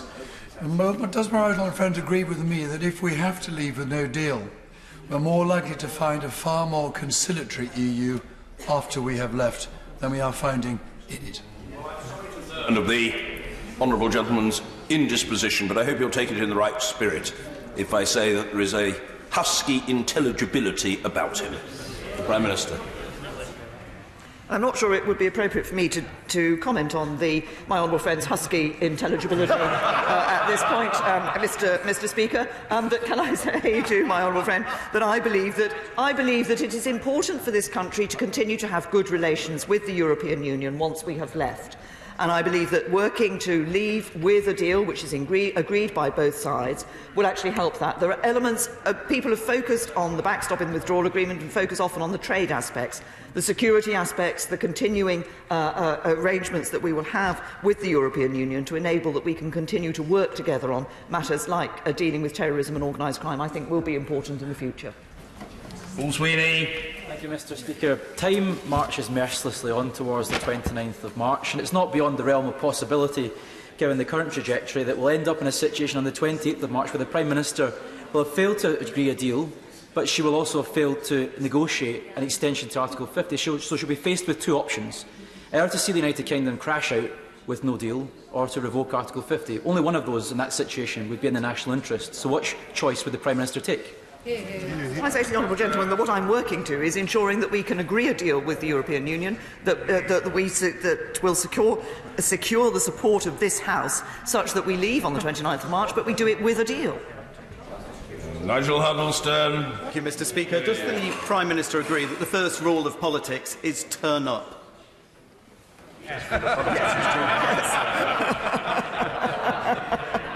I absolutely agree with my honourable friend, and I hope there are those across this House who will take that message to heart and act on it.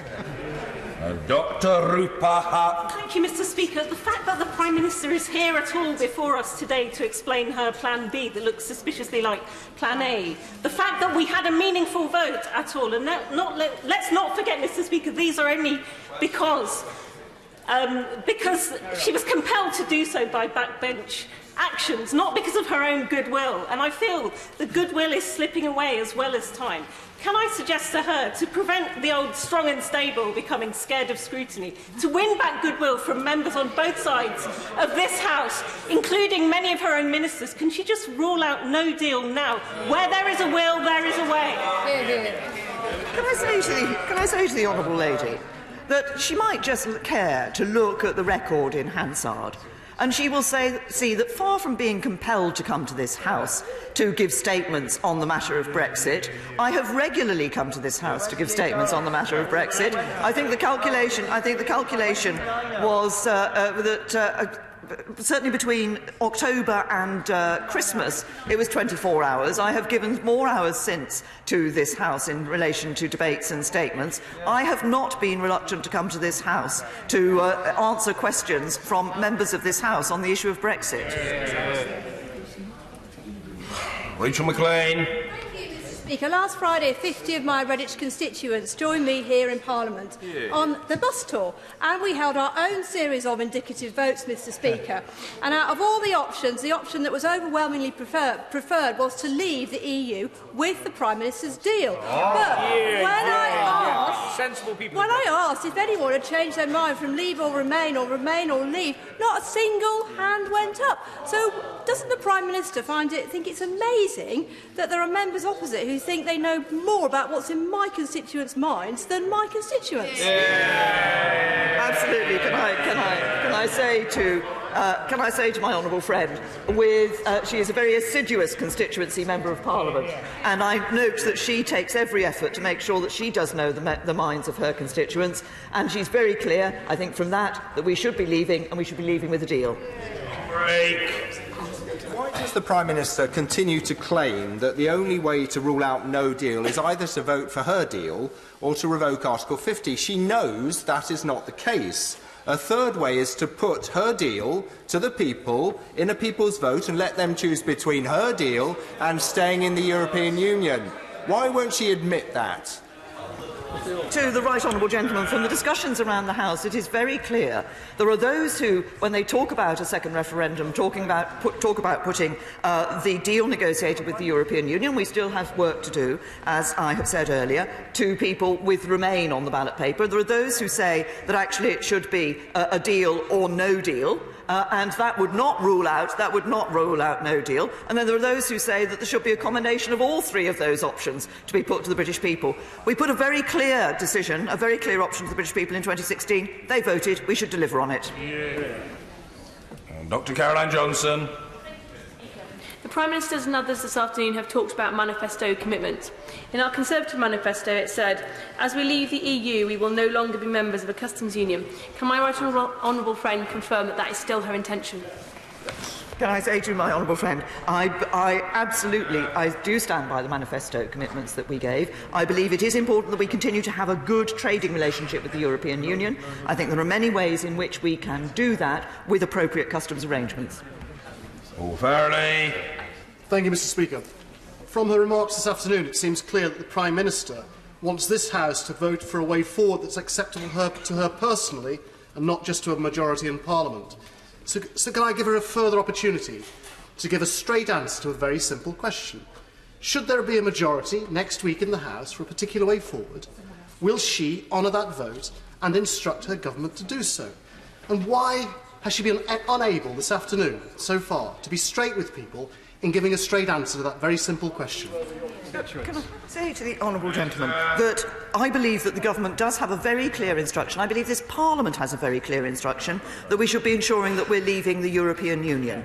I believe that this is something that we have a duty to deliver. That's what I'm working on. I'm working on ensuring that we can do that with a deal which has the support of this House.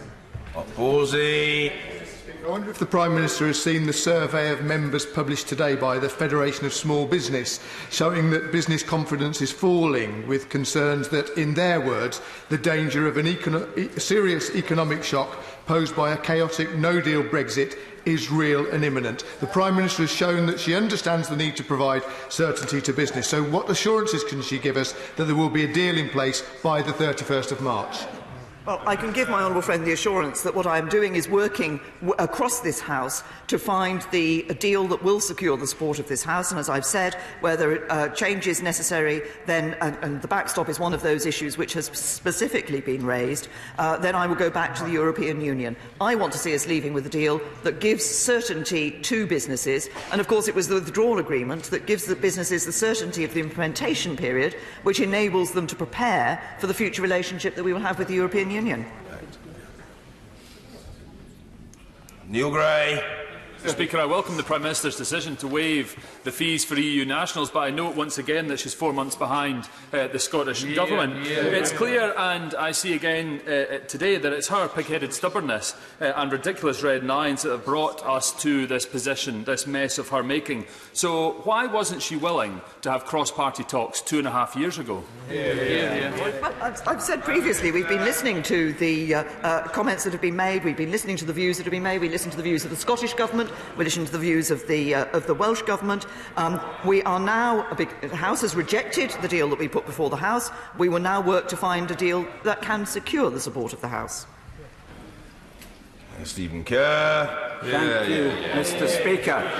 Does my right honourable friend agree that everyone who values our precious union in this House should remember that the Scottish nationalists will seek to take full advantage of any failure of this House to deliver an orderly Brexit to break up our United Kingdom, and that we should all redouble our efforts to find a way forward that protects and strengthens the United Kingdom. Yes, I absolutely agree with my honourable friend. And I also say, I think what we have seen, what we see in this House, what we have seen in recent weeks, is the Scottish nationalists again having only one interest, which is trying to break up our United Kingdom.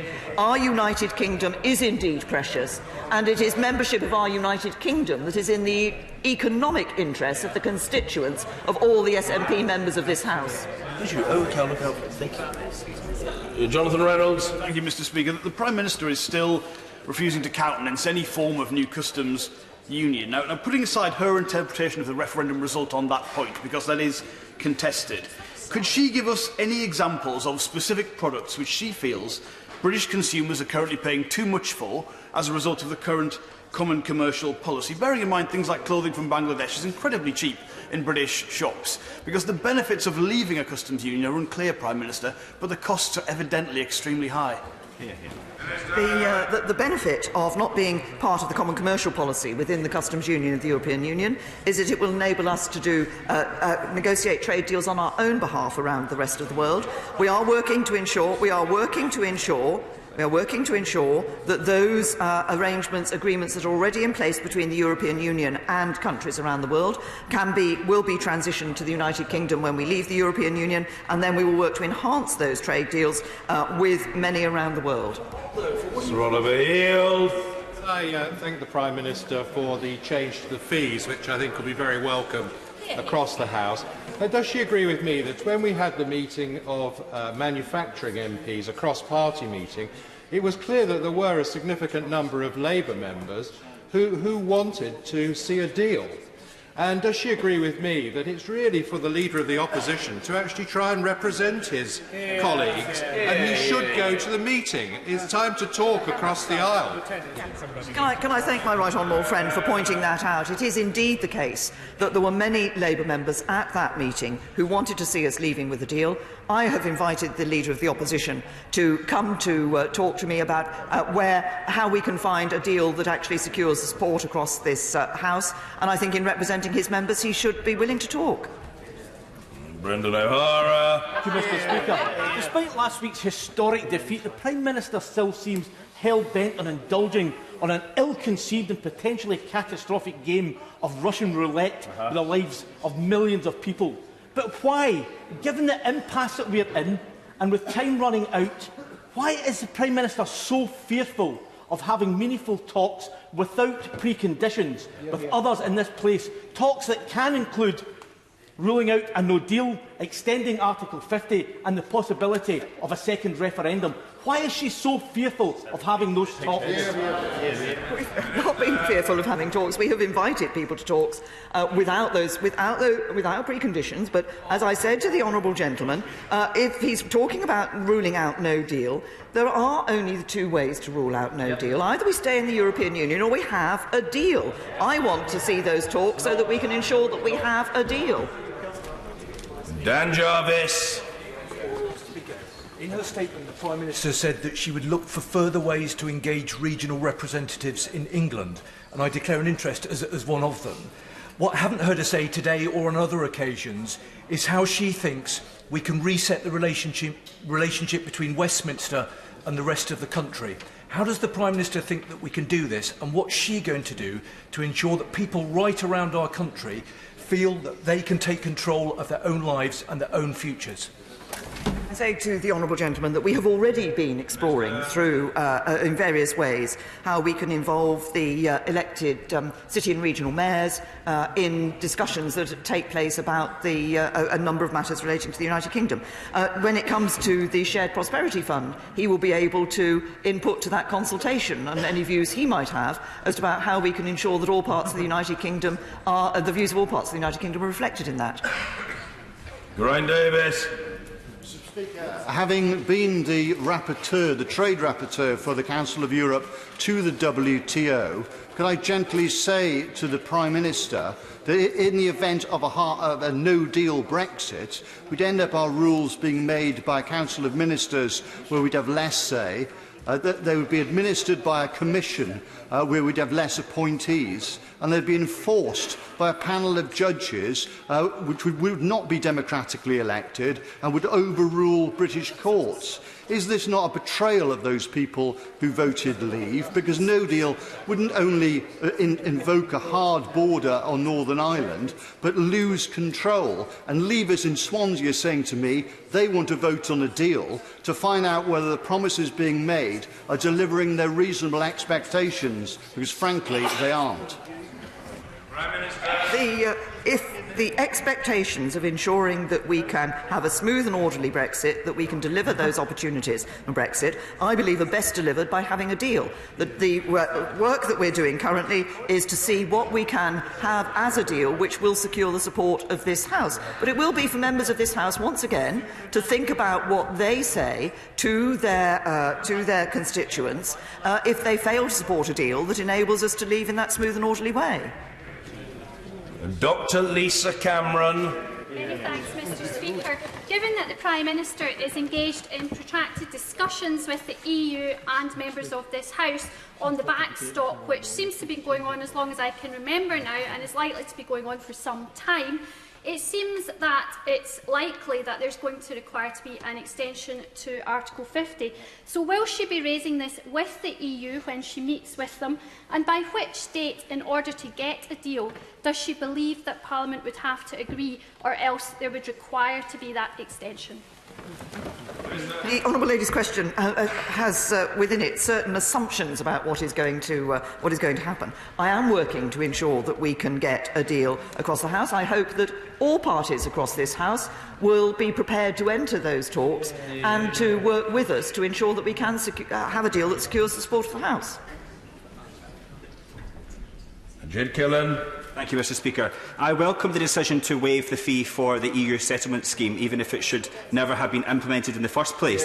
But I've spoken to several EU citizens who are completely unaware of the scheme, and there are already problems with it being reported. Does the Prime Minister agree with EU citizens groups who are saying the government communication around the scheme is inadequate and that vulnerable people unable to prove their right to be in this country could face problems in the future? In working very closely with groups like the 3 Million Group to ensure that we do get that message out about the scheme for those EU citizens who currently live here, that we get out the message about the rights that those citizens have. Of course, those rights were enshrined in the withdrawal agreement, which was rejected by this House last week. But we will continue to work to communicate to people what the scheme is, what the requirements are in terms of being able to show their status and get that settlement status, and also, obviously, to make sure that people know the decision that's been taken in relation to the fee. Thank you, Mr. Speaker. Both Dundee University and Abertay University in my city of Dundee will be horrified to learn today that a no-deal scenario is still on the table. Indeed, university leaders have united to tell the Prime Minister that a no-deal Brexit could lead to, and I quote, an academic, cultural and scientific setback from which it would take decades to recover. Which part of that does the Prime Minister not understand? Can I say to the honourable gentleman, if he is concerned about the universities within his constituency and the views that they have about no deal. If he is concerned about the potential impact of no deal, then he needs to ensure that we leave the European Union with a deal. And part of that is we're working to ensure we get a deal that can be supported across the House. And I assume from what he said that when a deal comes back to this House, he will support it. Debbie Abrahams. The Prime Minister has said that she's listening, but I've seen absolutely no evidence that she's actually hearing what people are saying. On the indicative votes, if I could push the Prime Minister on this point, she said she's not prepared to table any indicative votes. What will she do with the motions that are, the amendments that are being put to her motion around a no deal, around extending Article 50? And if I could also ask the Prime Minister about her views on a citizens' assembly. Minister. Of course, if people put amendments down to the motion, which of those amendments would be subject to a vote of this, subject to debate and a potential vote of this House, would be a matter for Mr. Speaker. It is the Speaker's decision as to which amendments are chosen. And in relation to the question, I think, as I said, as we go forward in this process, as we look to the, as we're negotiating that detail of the future relationship with the European Union across many areas, which affect not just businesses, not just citizens, civil society, trade unions, those involved in security matters, we will be looking to see how we can work with those with people to enable their voice to be heard. Peter Grant.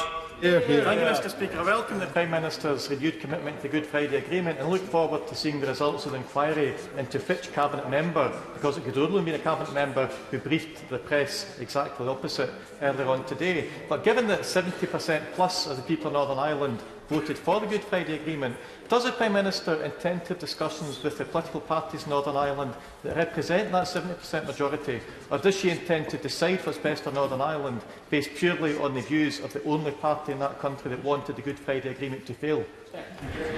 Prime Minister. Can I say to the honourable gentleman, we speak regularly. Both I and indeed the Secretary of State for Northern Ireland regularly speaks with all the political parties in Northern Ireland. Christian Matheson. If the Prime Minister is so concerned about employment rights, and if the Prime Minister is so concerned about environmental protection, why did it take 2 years and a defeat of 230 for them to be put on the agenda? And if it's such a desperate afterthought, which it clearly is, why should we take seriously her protestations to be interested in them now? The basis of the honourable gentleman's question is not correct. He references the commitment that we have in relation to workers' rights. Look at what we have been doing to enhance workers' rights. The Matthew Taylor report, because we recognise the importance of ensuring that the rights of workers in the new gig economy are properly protected. Look at what we've done on the environment in relation to plastics, the 25-year environment plan that we have published. We have been working on these issues. We recognise that members of this House have raised concerns to ensure that there is greater assurance given on those issues, and that's exactly what we're going to do. Harold Monaghan. Today marks the centenary of the first sitting of Dáil Éireann, established after an All-Ireland vote in the 1918 election. In 1998, the people of Ireland once again expressed themselves in an All-Ireland vote, and the Good Friday Agreement was approved. I welcome the Prime Minister's renewed commitment to the Good Friday Agreement, but a no-deal Brexit threatens this. So will the Prime Minister now assure the House that she respects the sovereignty of the Irish people, and will she take no deal off the table? Prime Minister. The Honourable Lady, I think she will perhaps want to reflect on the nature of the question that she has just asked me and the way in which she has put that question. And can I just say to her, this is not a renewed commitment to the Belfast Agreement. We have consistently committed to the Belfast Agreement, and we remain committed. Drew Hendry. Thank you, Mr. Speaker. The Prime Minister will recall that the very first answer she gave at Prime Minister's questions this year was in response to my question about the EU settlement scheme. So can I warmly welcome the decision to scrap the pay-to-stay element of that scheme? But can I now ask her to go a step further and end distress for our EU friends, neighbours and colleagues, and save the UK taxpayer money, and scrap the scheme altogether, simply guarantee their rights?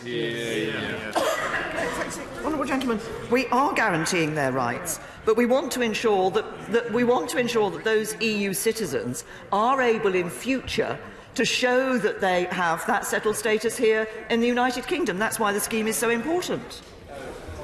Oh, what a delicious choice. 2 McDonald's. Well, E, of course, comes before U, but on the other hand, C comes before M. Stuart C. MacDonald. A very popular choice, Mr Speaker. Thank you very much.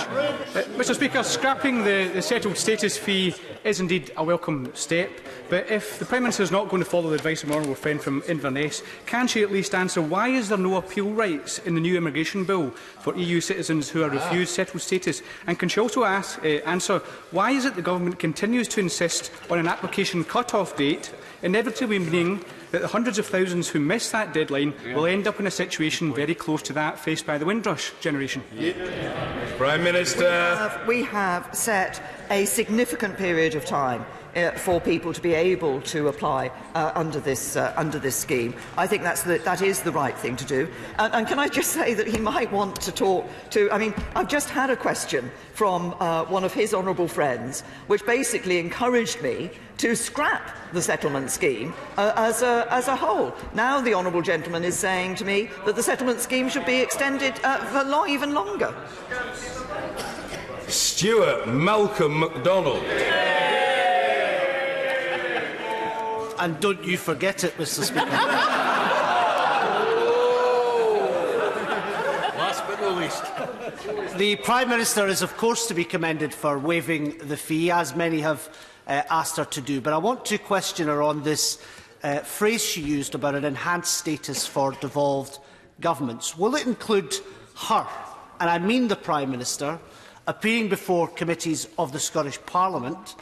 And when we talk about the enhanced status for the Government as opposed to the Parliament, can she tell us what concessions the Scottish Government can look forward to prove that isn't just meaningless twaddle? Can I say to the honourable gentleman, we will set out, as I say, I will be meeting the First Minister of Scotland and the First Minister of Wales. I hope to meet both of them this week, in which I'll be able to talk to them further about the arrangements that we will have in the future for that enhanced role for the Scottish Government. Can I say to the honourable gentleman, though, on a different topic, I understand that there was some difficulty in his... he was the subject of some difficulties in his constituency from a particular part of the political spectrum in this country on Friday. I'm sorry to hear that that took place. I understand the police were able to deal with the issue, but no member of this House should be subjected to that. I echo entirely what the Prime Minister has just said on that matter, and I think it will be something that commands universal assent across the House, and I thank her for what she has said. And indeed, for that matter, I thank all 107 backbenchers who questioned her and the Prime Minister for patiently responding.